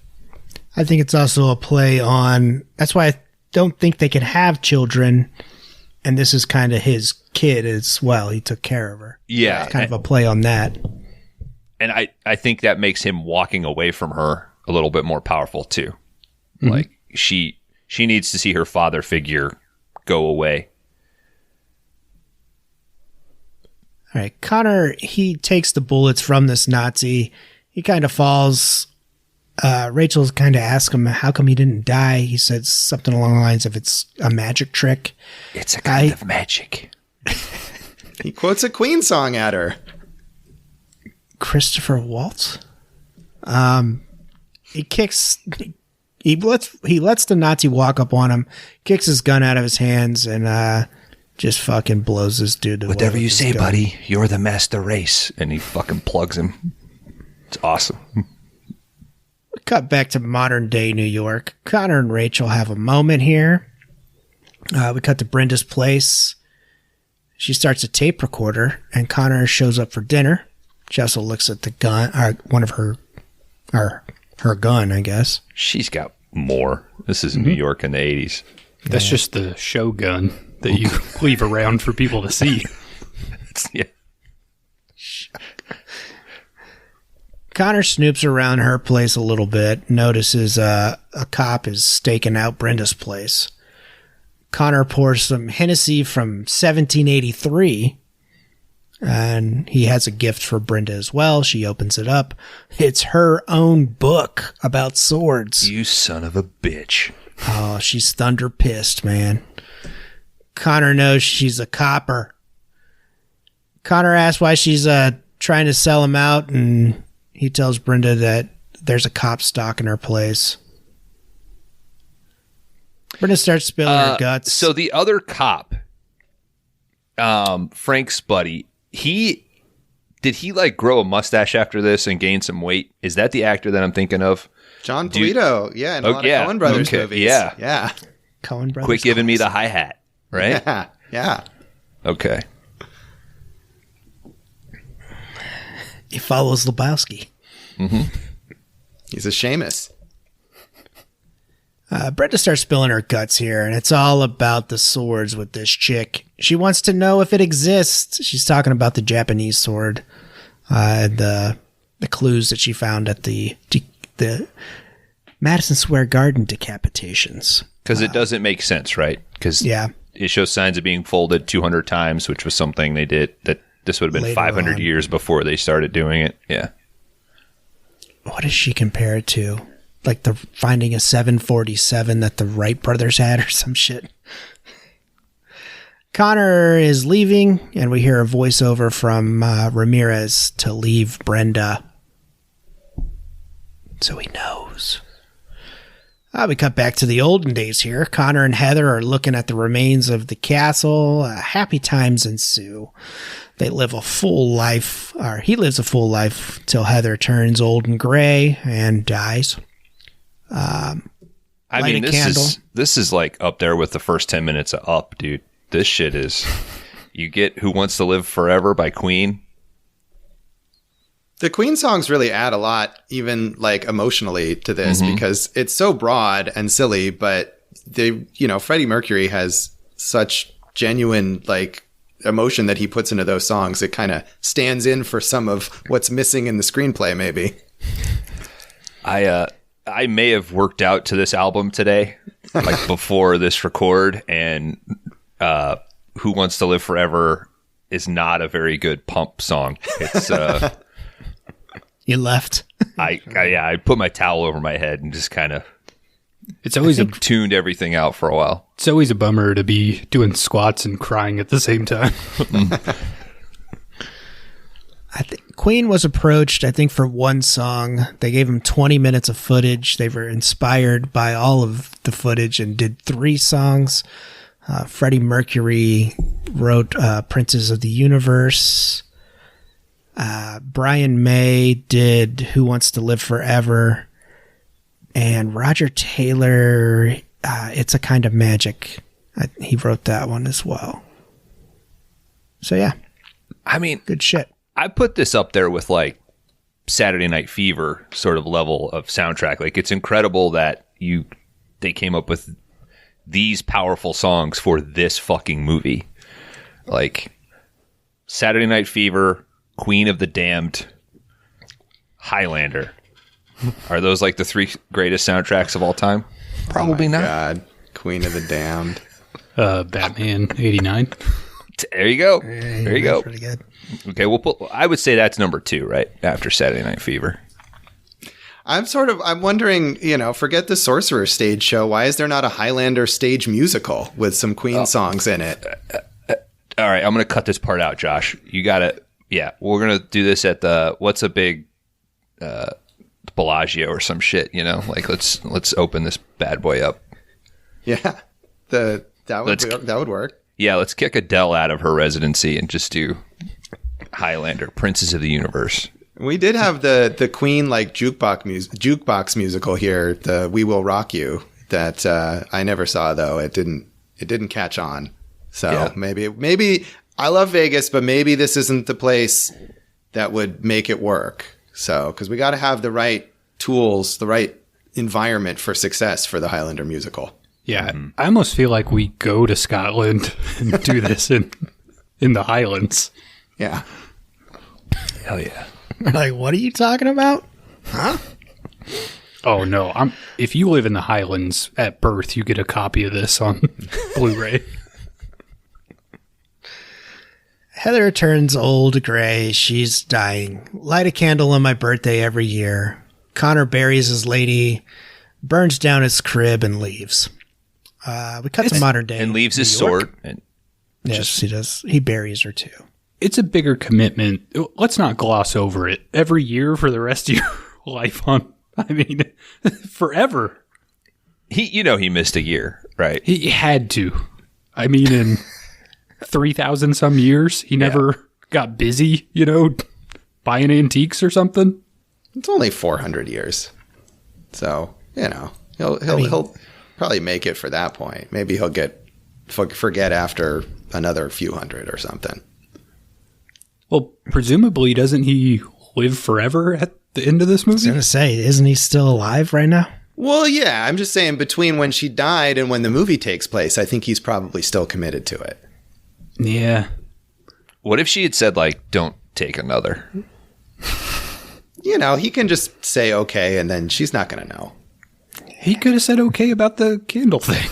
True, but at least in this year, we see him doing it. Yeah, in 1986, he remembers. What if he bargained with her? What about every other year? Every decade. I'll do it for 1,000 straight, but then after that, no more candles. Connor meets up with Castigar. He's another immortal here in New York City, and it's been 100 years since they last were hanging out and were friendly. Connor informs Castigar that the gathering is among them, and Castigar wants to throw a party to remind Connor of the last party they were at in 1783. And is this the best scene of the movie? The stupidest. This has nothing to do with Castigar. Yeah, he's not even there. He's not in the scene. That's true. It's a scene that he's fighting a man. Connor is clearly drunk. And he keeps stabbing him and he doesn't die. It's a duel, Dan. A fight would be improper. I'm sorry. And then his assistant is kissing him. Oh, it's again, fucking weird. It's added weirdness that. Okay. I don't know how this even. How did they not put this on the cutting room floor? Jeez. But yeah, we don't even need it. I'll mention it because it's in there. You'll see it if you watch the movie. We got the Kurgan showing back up at the CDS motel. Kurgan gets rough with the hotel clerk. I hope you get your head chopped off, you asshole. After Kurgan threatens him. Pretty good line. We cut to a veteran here with some guns. He's driving around in a Trans Am. What is this? Is this guy just looking for trouble in the city that he can? He's Charles Bronson in Death Wish. Oh, he's clearly a vigilante. He's no Kersey. Yeah. He thinks he's the Punisher or something. Mm-hmm. Oh, that's even better. Yeah, because he's like an ex-Marine or something, right? Yeah. I watched this movie start to finish. I was engrossed in it. I hope so. But even when I got to this scene, I was like, did I look away for 10 minutes? Did I skip something in the middle here? Because, yeah, he just comes in and I guess he's like, I patrol these streets. It's New York in the 80s. Yeah. I think a quick fix for this would have been Frank saying something about, because there is the whole like decapitation serial killer thing that's moving along here, right? Okay. If Frank would have said like, shit, we've got vigilantes and stuff out here now because of this serial killer, and it cut to him and he had like papers about the story and everything, you know, I think that could have been enough to justify like, all right, this is one of those guys Frank was talking about. Right. And we do see a lot of those headlines. I think they're trying to emphasize that, but you're right. It's a little unclear, but maybe I'm too familiar with the Punisher or something like, oh yeah, that's something that people do. They're Punishers. Come on. I do think it's cool though, the way that they cut in, or they reveal that, what's his name and the Kurgan are fighting. Like that it's already, it's like mid-fight. Happening. I think that's a cool, like, you know, No Country sort of reveal. Also, with all the vigilante stuff, like the Kurgan could have looked over at this guy and said, I'm not wearing hockey pads. Bong.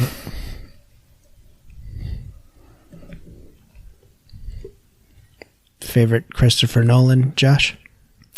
Favorite Christopher Nolan? Inception, maybe? I have to admit, I'm not a huge Chris Nolan fan. Me neither. But I like, you know what, maybe The Prestige. The Prestige might actually be my favorite. But he's done some good stuff. I just am not really into his Batman movies, which is like, you know, you can't say that. But I don't think they're that good. You can say that. Good thing I turned my posters the other day. I'm still the Batman 89 Tim Burton. That's my Batman. Love that Joker. Ben Affleck. It's my guy. All right, he drives by an alley and he sees Kurgan and Castigar fighting. This veteran moves in with automatic weapons and starts asking what the fuck is going on.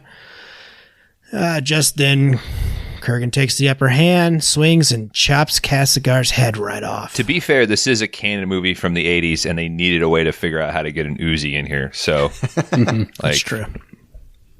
Give him credit. Golan and Globus mandated. The veteran opens up fire on Kurgan, but this doesn't go over well. He comes over to check on the body of Kurgan. He jumps out from behind him and sticks him straight through his stomach with the sword and lifts him up and throws him over. And then all of a sudden, all of the... guys, that would take a lot of strength. He's a big guy. Like, He's 7 feet tall, they say at one point, which did not seem to be the case to me, but they do say that. that's like Shaq strength. I bet Shaq could do that. Well, we'll cast him in the play. Yeah, maybe. Fuck yeah, Cronenberg's gotta call Shaq. Yeah, Cronenberg's already in talks with. If there's two people I've always wanted to see work together, it's Brandon Cronenberg and Shaq. Making my dreams come true on this podcast. All right. Kurgan takes in all the power from killing another immortal. I'm not doing no cum shot, though. Wait, how does that work, though? Whenever you kill, when an immortal gets killed, do all the other existing ones gain power, or is it only the one that beheads him? I don't know if this is a Jet Li, the one sort of situation where the balance, like it spreads out. I think it's specific to the immortal that kills them.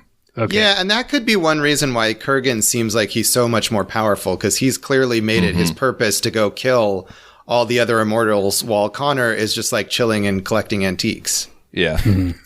Although it would be cool if like just randomly you're like mid-thrust with a woman and then you just like get a quickening, you know, and you're like, oh shit, somebody just gathered, you know.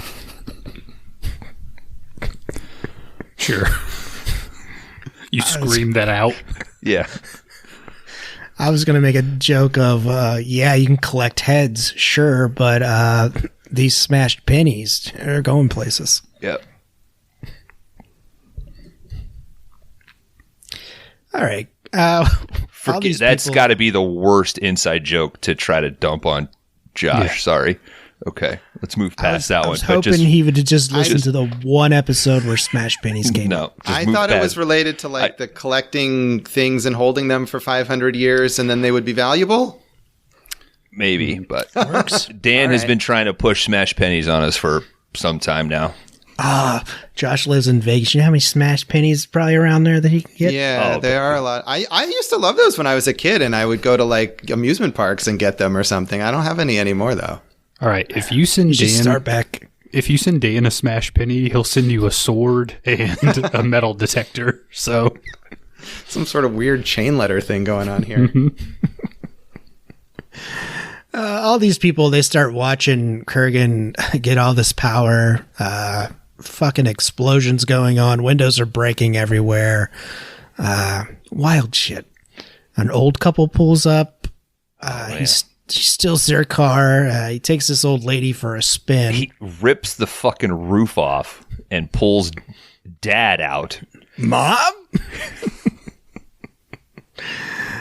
We cut to the hospital. The police are investigating. Don't blow over the fact that the woman ends up on the hood of the car for a ride. For a good, 30, 40 seconds they hold on that shot of that stunt lady cruising down these wet New York roads.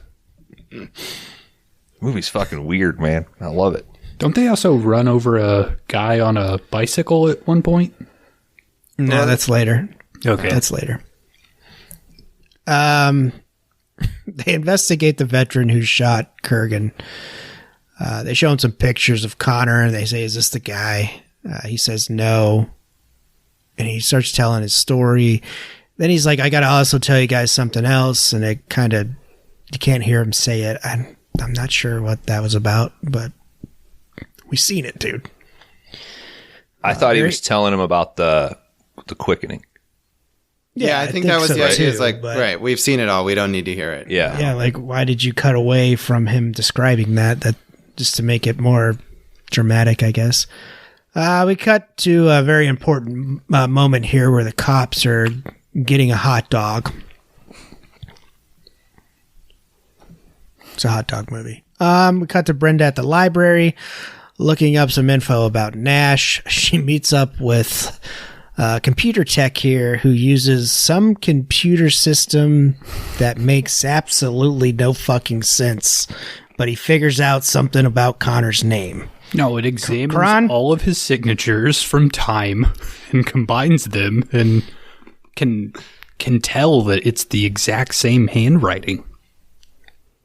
Yeah, The signature is the bottom one.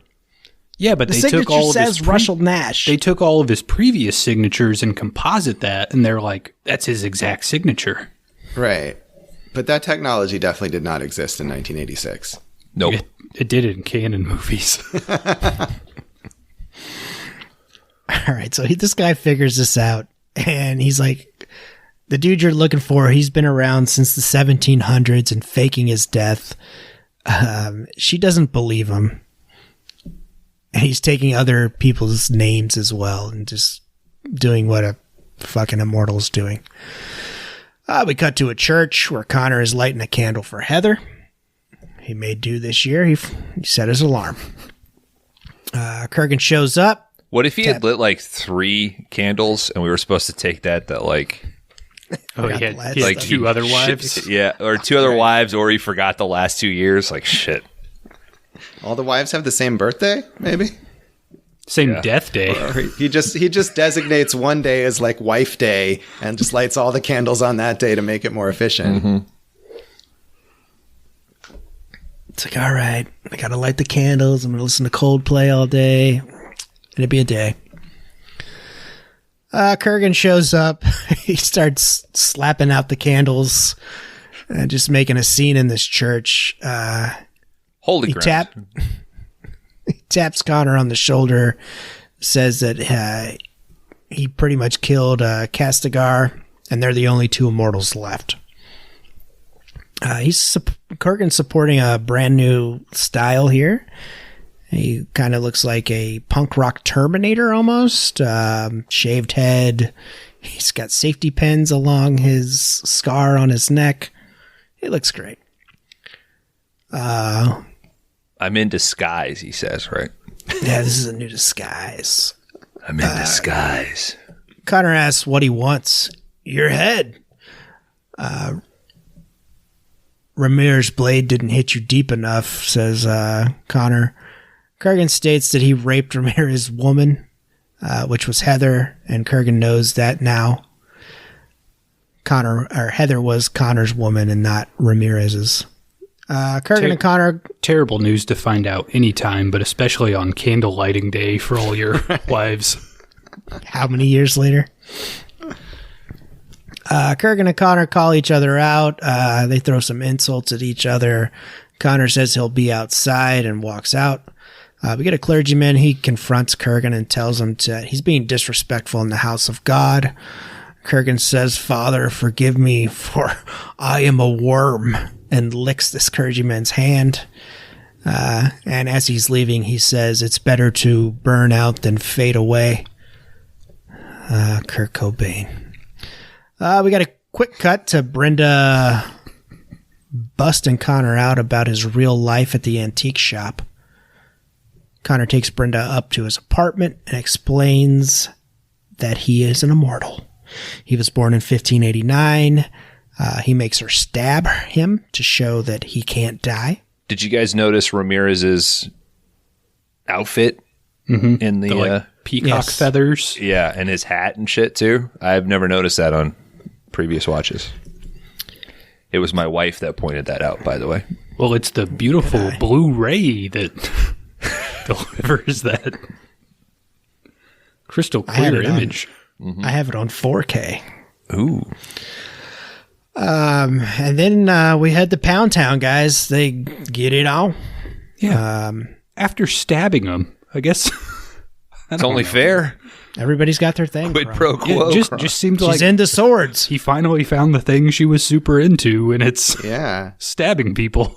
Penetration both ways, I think, is what she's looking for, right? This is some daddy Cronenberg Crimes of the Future shit here. Yeah, yeah. We get a quick cut to Connor telling Brenda it's not going to work out between them. Typical guy. Then I got a lot going on at work, and there's this Kurgan guy, and this all takes place at the zoo in New Orleans from cat people, apparently, because these tigers are... No way. This zoo was 5 times as big as the New Orleans bin. He's trying to let her down easy. He's taking her to a fun little place to go. You know.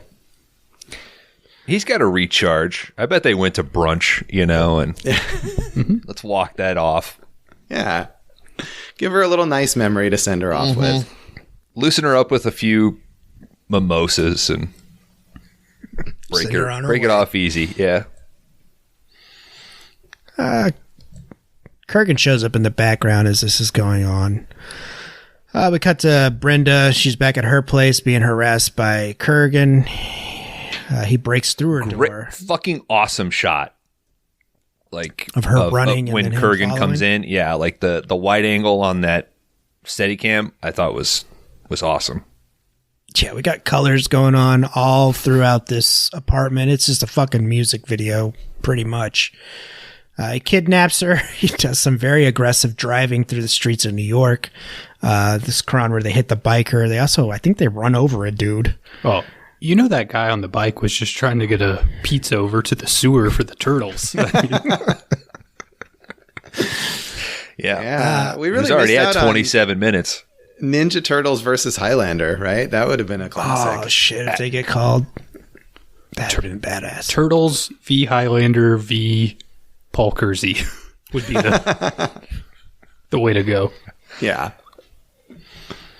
Yeah, my money's on Bronson. If the Highlander opera we have in mind takes off, that'll be part 2. Get the kids in there. They're going through the streets of New York. We finally, Kurgan's having the time of his life. Got some great shots here. We finally end up at Silver Cup Studios, and I love that he fucking points at it. Yeah, he's like he's calling That's a where shot. we're going. Yep.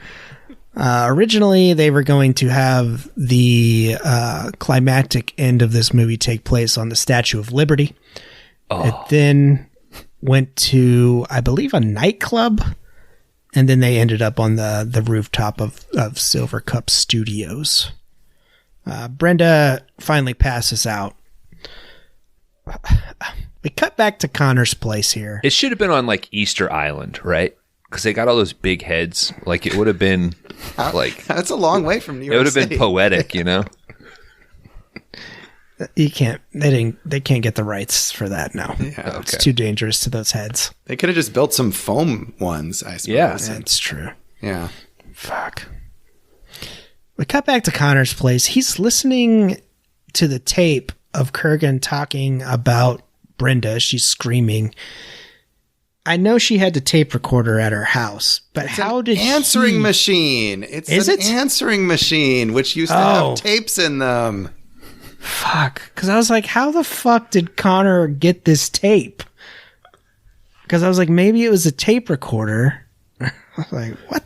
What? This doesn't make any sense to me. Thank you, Josh. You I just knew there was a reason. Yeah. That's what I'm going Gosh. for. Antiquated technology. Right. man. I remember antiquated technology. I remember this. Yeah. But I didn't put that together at all. I was like, how the fuck did he get this tape? Did he send it to him or some shit? Finally, the one plot hole of Highlander has been smoothed over. All right, he's listening to the tape. She's screaming. Connor heads out to save Brenda. Him and Rachel have a moment here. He pretty much says, like, hey, I got to leave you behind. She's like, you're not coming back. So he says goodbye to her. We got to Connor. He arrives at Silver Cup. He arrives right on the roof, apparently. He's checked the place. Thank you for not letting us walk through that whole place. Brenda's tied to a sign. Connor goes up to save her. And down comes Kurgan, and the fight is on, boys. They fight back and forth. We get the sweetest fucking zip line shot I've ever seen in my life. All of a sudden, Kurgan just starts just chopping away at the legs of this sign, and it starts falling letter by letter. Connor's still attacking. Letters start falling. The water tower goes down as well, so it floods, and they continue to fight. What a set piece, guys. Connor disappears into the water. So does Kurgan. Connor does his best Apocalypse Now. Pops up. But so does Kurgan, and the fight is on. This goes on till the last letter falls, which has Brenda on it. It falls. She hangs over the side of the building, but of course she gets back out of that. These two continue to battle, and they fall through. He should have put her on the first letter. Right. Done with, right? Well, Yeah. do they fall in like order? I think they fall sort of randomly, and it just Okay. Yeah. She just happens to be on the last one for dramatic effect. Oh, that's right. Yeah, he wanted her to fall on the first letter, but Shit. Why does he care? He's immortal. What?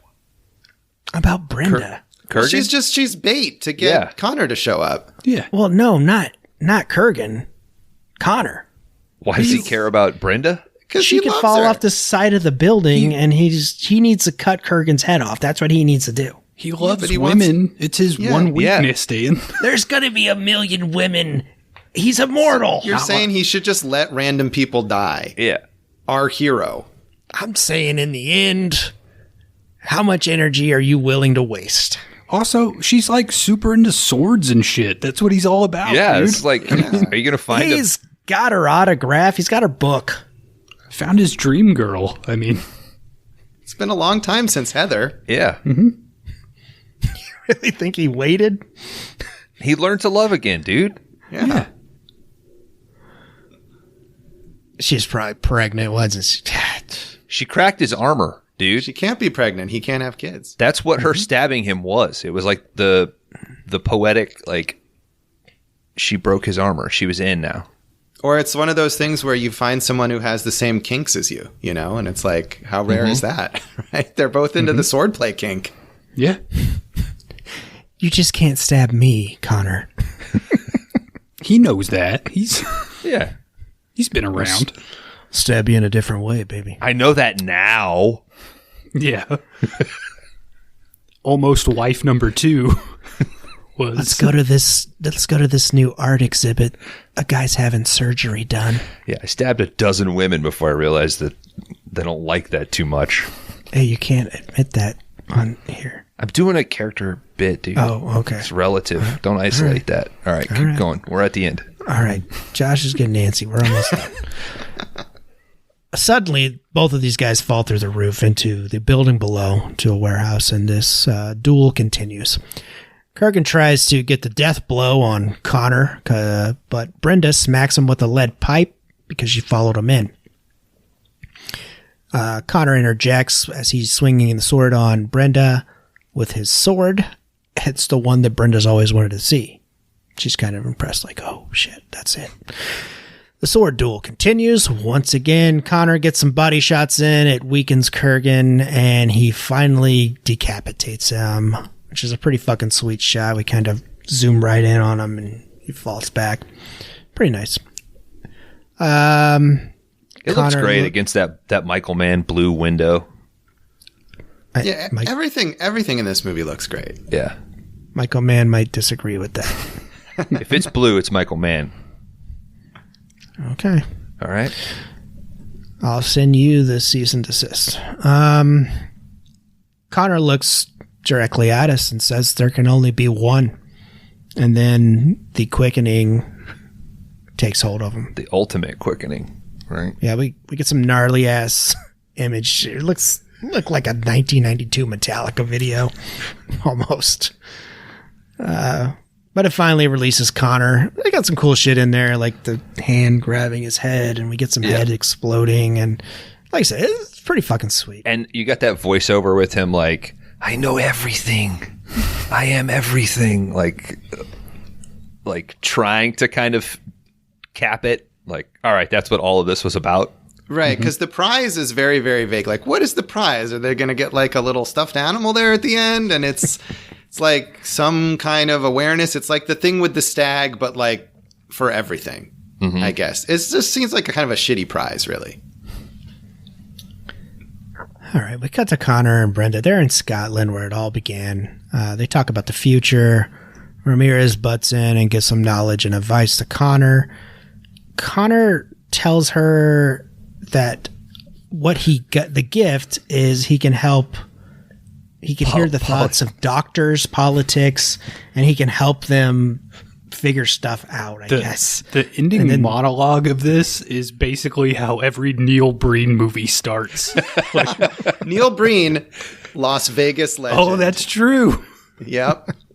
I have emailed Neil Breen and been denied to interview him. Oh, what a bummer, dude. Let the fame go to his head like that? Was it a polite decline, or was it a... I mean, he's very much like, it was like, my movie is doing all of these important things, so I don't need to do an interview kind of thing. Like, you know, he's very full of himself. But before he was like weirdly famous, I reviewed one of his movies because he was just some crazy dude in Las Vegas. And it was, of course, a very bad movie. And I gave it a bad review. And I think maybe that made him less inclined to want to speak to me. But, oh, yeah, Neil Breen, I know a lot. Too much, more than I want to know about Neil Breen and his movies, really. It always comes back to him. Damn it. Brenda and Connor kiss. End credits. My dude's Highlander from 1986. It was released March 7th of 1986. It had a budget of $19 million, a box office return of 12.8. It was a stinker. Did very well in Europe, not very well in the U.S. Gregory Winden is the screenwriter. He did this at a screenwriting undergrad class at UCLA. I think in his original version, the Highlander could have kids, and there were a few things. He had 27, I believe, and I think there were some scenes where he went to some of his kids' funerals and stuff like that. Depressing. Car batteries were strapped to the actor's legs to make the sword spark. That sounds safe. Yeah. That was from the director that said that, and I was like, that's fucking crazy. But they said by the third take, the sword would be so fucking hot that you couldn't even touch it. I was like, how would they move their fucking leg? But I might have been a smaller battery. Oh, All right. I heard a little thing with the writer where he was just kind of like, well, I don't love what they did with it, but at the same time, it's like, you know, every movie, every TV show, they got to cut that dude a check. So he's just kind of like, hey, Highlanders let me live for like, you know, one screenplay, basically. Yeah, that was his undergrad thesis. I mean, that's amazing. Well, he said it was crazy that it went that far when it was just... I think he wrote The Prophecy as well. That was his other big one. Kurt Russell was the first choice for this movie. His wife told him not to do it. And instead, he got cast in some piece of shit, small-ass movie that didn't make any fucking money called Big Trouble in Little China. Loser. Movie week. What he could have had. What he could have had. We covered all the Queen stuff. They did the soundtrack. Dan. And that, yes. So yes, this was a home video hit, though, right? Oh, huge. That's what prompted the sequel. And that. okay. Yeah. So this was when I was a kid. I walked into the room and seen the decapitation in the Madison Square Garden parking lot because my cousins had rented this, and I was like, "What is this?" They're like, "You've never seen Highlander?" I was like, "I'm like 8, like probably supposed to be watching this." And yeah, that was always we would always run Highlander. So. Yeah. I don't know why I never saw it like that, because I was all into that. This is the kind of thing that I would have loved, and I would have been like 6 or 7 when this came out. So by the time it was big on home video, this would have been like my prime, thing. But I don't know how I missed it, and instead I watched like inferior takes on the same kind of concept. So yeah, I need to go back in time and show this to my like 10-year-old, 11-year-old self. It's probably always checked out, Josh. I mean, that's great. Yeah, I can never find it at the video store. But gentlemen, that's all I have for Highlander. Does anybody have anything else? Final thoughts or anything? I got nothing. I mean, I think we're going to cover Highlander 2, so I will not spoil I think what they have to do to get Connery back. We kind of glossed over it, but I thought one of the funniest scenes in this entire movie was when Frank, who's like the head detective, he like steps over a body at one point and just spills his coffee all over it. He's not very good. I mean, also, Brenda is able to very, very easily fool him into leaving his confidential files unattended so she can look at them and get info about Connor. Kron, when you said head detective, I was thinking of the In Living Color Damon Wayans sketch. A classic. Yeah. Yeah. Well, I mean, we've said a lot of, there's a lot to mock here, but I really do think this is just like a visually, like Russell Mulcahy's career is spotty, but this movie looks amazing. And the combination of that and the Queen music, it's just like so much fun to watch. And even as ridiculous as it is, it's just like super entertaining. So I was glad to get to watch it again for you guys. All right. All right. Well, we're going to move in to Rate My Letterboxd. Rate My Box! It's an internationally famous game here on the 5 Day Rentals podcast. Josh, all we do for this game is we're going to guess each other's Letterboxd rating for Highlander. Okay. And we're going to say our own and kind of just give a little review of why we rated it that. But we say our own after. Yeah, after you've guessed. After. Got it. Okay. Do I have to phrase it in the form of a question? No. Okay. No, but you can't curse. Okay. You fucking curse all you want. Okay. All right, I will start. Dan, I'm going to give you a 3.5. Kron, a 3.5. Josh, I'm going to give you a 4. All right. Bones, 3.5. Dan, 3.5. I'm going to go Josh, 3.5. 3.5's all around.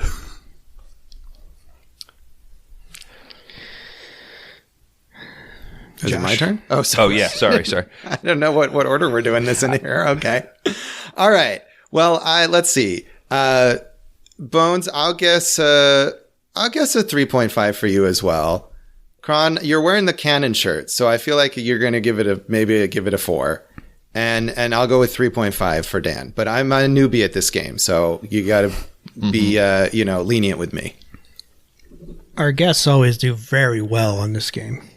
Great. Now it's just setting me up for failure. All right. Kron, I'll do a 3.5. Josh, I'm going to do a 3.5. I think I'm going Bones with a 4. Bones, please expose yourself. I will expose myself, Dan. Thank you for picking Highlander. Thank you for picking a Sean Connery movie for this. You're welcome. The Bond is Not Enough, where we talk about the other movies featuring famous Bond actors. I had this originally at a 3.5 when I watched this last year. I think actually one of the times that Dan came by my house, I think it was when you were going to the Rolling Stones concert with Chad. That day you stopped by, you mocked me for having just watched. I think Highlander was literally paused when you came over. I think that interruption skewed my original Letterboxd rating because this thing bumped up for me. I loved just seeing a movie where men swung swords and there was lightning for no reason, and the score is incredible. And this is a fun family flick, man. It reminded me a lot of my youth with my mom watching weird ass stuff. I'm gonna go 4. All right, guys. I thought Highlander was super entertaining. I mean, you've got a French guy who doesn't know English as your main character. You've got Sean Connery, who should be playing the Scottish guy as an Egyptian Spaniard. I mean, there's just so much off-the-wall stuff in this that it's like pure entertainment in a way. Like, it doesn't really matter what the plot is doing at any certain point because it's always moving forward and it's always fun. And I do think it's a movie that like doesn't take itself that seriously, which really works in its favor. But last week we watched Live Wire, which was 85 minutes. I do like just looking for things to ding on this movie. I do feel like it's over long. Like it kind of overstays its welcome. The point of like a good B movie is like you're in and you're out. Like you don't ever have a chance to get bored. But I don't know, man. Like the Queen soundtrack, the weird heavy metal stoner vibes to this thing. Like there's just so much to enjoy. 3.5. So my turn. Yes, sir. Yes, sir. All right. So, I think Kron, everything that you said is accurate. And, but like I was saying before, it's just super, super fun to watch. It does remind me of, even though I didn't watch it as a kid, it reminds me of my childhood. Bones, like you're saying, like the kind of thing that I would or should have watched back then that I did watch. It is extremely silly. And it is a little overlong. And I just in general am kind of stingy with the stars on Letterboxd. So I gave it a 3.5, which for me is a high rating for something.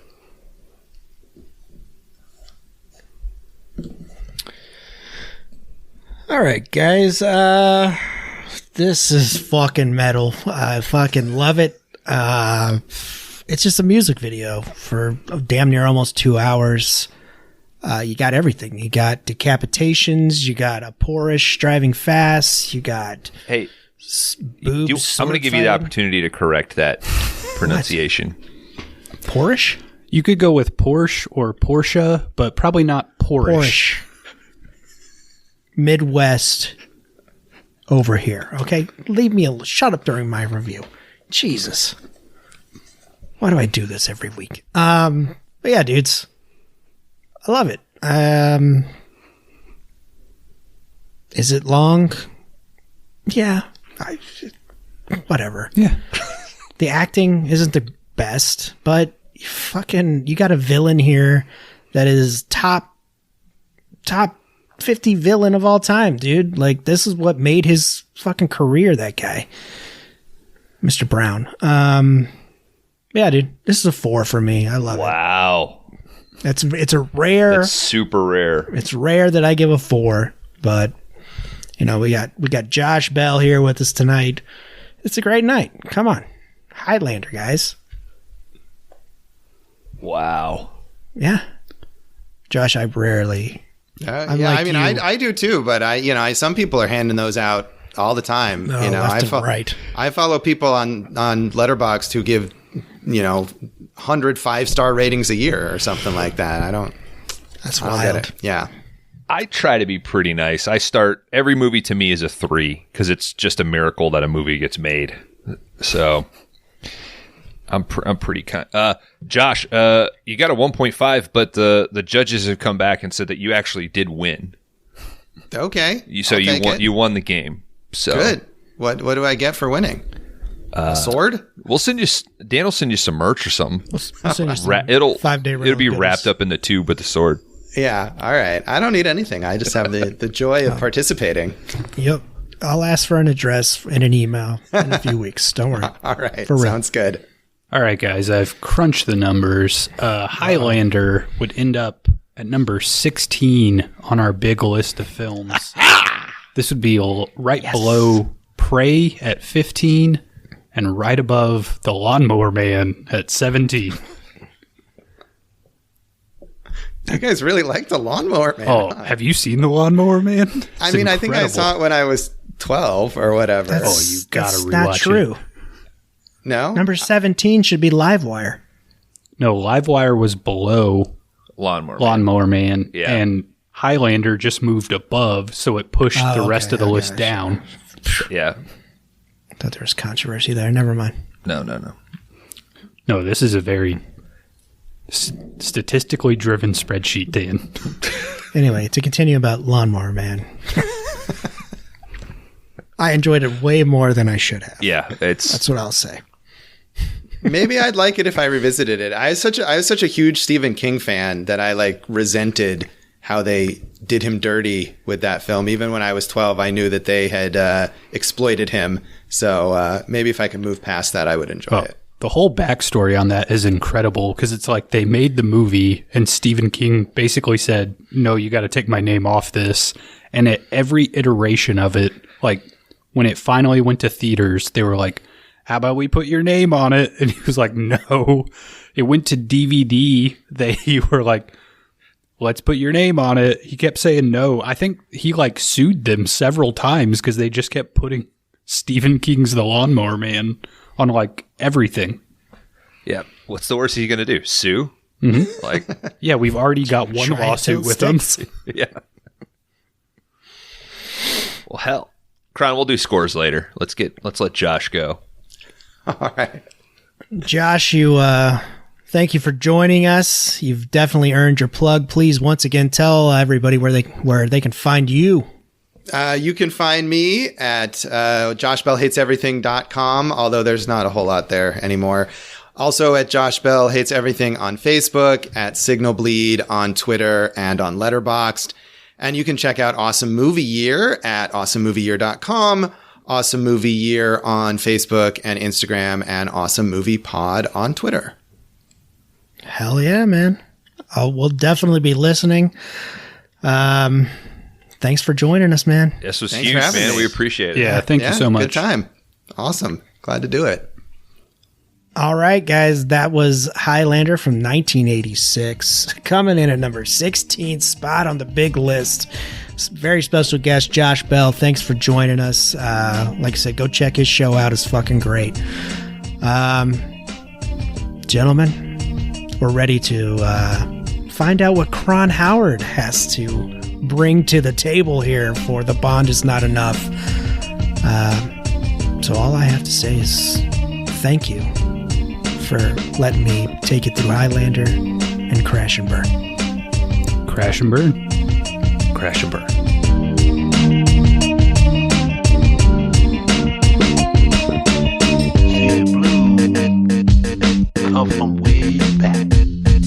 All right, welcome back, everybody, to the 5-Day Rentals podcast. This is the after shower segment. We just finished going through Highlander, an incredible film that Dan brought us for. The Bond is Not Enough. It's that time to figure out what the last movie is going to be for this category. Kron, before we get too far, we need to do this exit interview. Or this like little checklist that I got. Okay. So we had an actual film reviewer on the show. Mm-hmm. So I came up with this little thing just as like a training, right? So I got a questionnaire, if you will, for lack of a better word, that I thought maybe we could go through and then we could like kind of assess ourselves. So number 1, Dan kept his pants on. Right? Yes. True or false? So he did, I didn't. Okay. That's okay. So we'll leave that one blank. All right. Question 2. Kron took his pants. Okay. So, all right. This balances itself out. So you took your pants off. Dan mispronounced a word. Several. Okay. Porridge. Porridge. Okay. I'm eating a bowl of porridge. All right. Porridge. I think we're at number 4 here. Bones was reluctant to do any impressions in front of Josh. Yep, that was true. Mm-hmm. Yeah, that should have been He did a Connery once. Yeah, a little bit, but I'm not remotely. I was not remotely. I was so. You know, he dipped in. He could have done 20 minutes easy. Yeah. That's true. So that's a fail. Kron wears a shirt to throw off our votes. Yeah. You wore a Canon sweatshirt to the record. Mm-hmm. That threw us off. Okay. And finally, we didn't say anything that would get us canceled. I don't think so. Dan did talk about letting the woman die. Mm-hmm. Only time will tell how offensive will be in the lens of history. Our guest did bring up a lady fucking a sword. I think I started it and then he kind of went with it. Like we might have pressured him into it. Yeah, we pushed him into that bit. Yeah. So Pushed him into that I would sword say if we get canceled, Josh is exempt from any cancellation. So according to this, we failed. If I plug the numbers here. So, hey, we'll do better next time. You're too good tonight. Okay. I mean, last week you did say a woman was chewing bubble gum with her vagina, so... I never said chewing. I just said that that's where the gum was. He said it fell out of there. Yeah. So... That shouldn't get you canceled. Some women got that... What's that teeth thing? Where they got... That's a whole different movie. Just teeth. Okay. Yeah. Okay. Speaking of movies... All right, guys. Before I announce the title of this movie, I would just like to recap. I mean, listen, Highlander 16 on the big list, Livewire 18 on the big list. Hard position to be in. I mean, both of these movies high up. And also, Bones took Brosman, and That's not how you pronounce it. Dan took Connery. I mean, I feel like I'm up against the wall a little bit. You know, the bar has been set so high with this category, and I'm left with the dregs, the Woody Allens, if you will, of the Bond universe. And here I am having to pick a movie with the scraps that are left.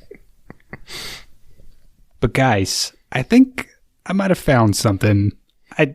I don't think it's going to land anywhere nearly as high on the list as these last two movies. But the Bond I selected is George Lazenby. Bones, you got a favorite Lazenby Bond you want to mention? Oh, there's so many to choose from. Give the listener one. Okay. The one that comes to mind is On Her Majesty's Secret Service. Which, as you know, was the one that he did. It's the only one he did. He did it in between Connery's You Only Live Twice and Diamonds Are Forever, where Connery basically set the precedent that if you pay me enough money, I will be in your movie. And that sort of leads to how he's in Highlander, right? So. All right, guys. Enough beating around the bush here. The movie I have selected is from 1986, and it is called Never Too Young to Die. Now, this movie is starring John Stamos, Vanity, and Gene Simmons. Fourth bill would be George Lazenby. Does Stamos play like a kid spy or kid secret agent or something? Yeah, he's kind of like a kid Bond in a way. Okay. But it's also I watched probably 20 minutes of this in preparation. And it looked weird as hell. So this is what we're going to do. Never Too Young to Die. Streaming anywhere? It is on Amazon with like ads with, I think it's through Freebie? Like, Freebie, yeah. But you can watch it there. Okay. It's got Robert Englund in it too. Oh, yeah. I didn't make it far enough in to see what he's doing, but I did see some Simmons. Have we not seen Robert Englund since Strangeland? Might have not. Damn. Great pick, Kron. Thank you. You guys both tried to separately put your thumbs on the scale of this selection, but I ignored all recommendations and pulled a fastball. So here you go. All right. I love it and I respect it. Mm-hmm. I can't wait. Seems right up my alley. Staying in 86. Mm-hmm. So join us next week for Never Too Young to Die. And until then, just lay back and let the quickening happen. How about, it's better to burn out than to fade away. There can only be one.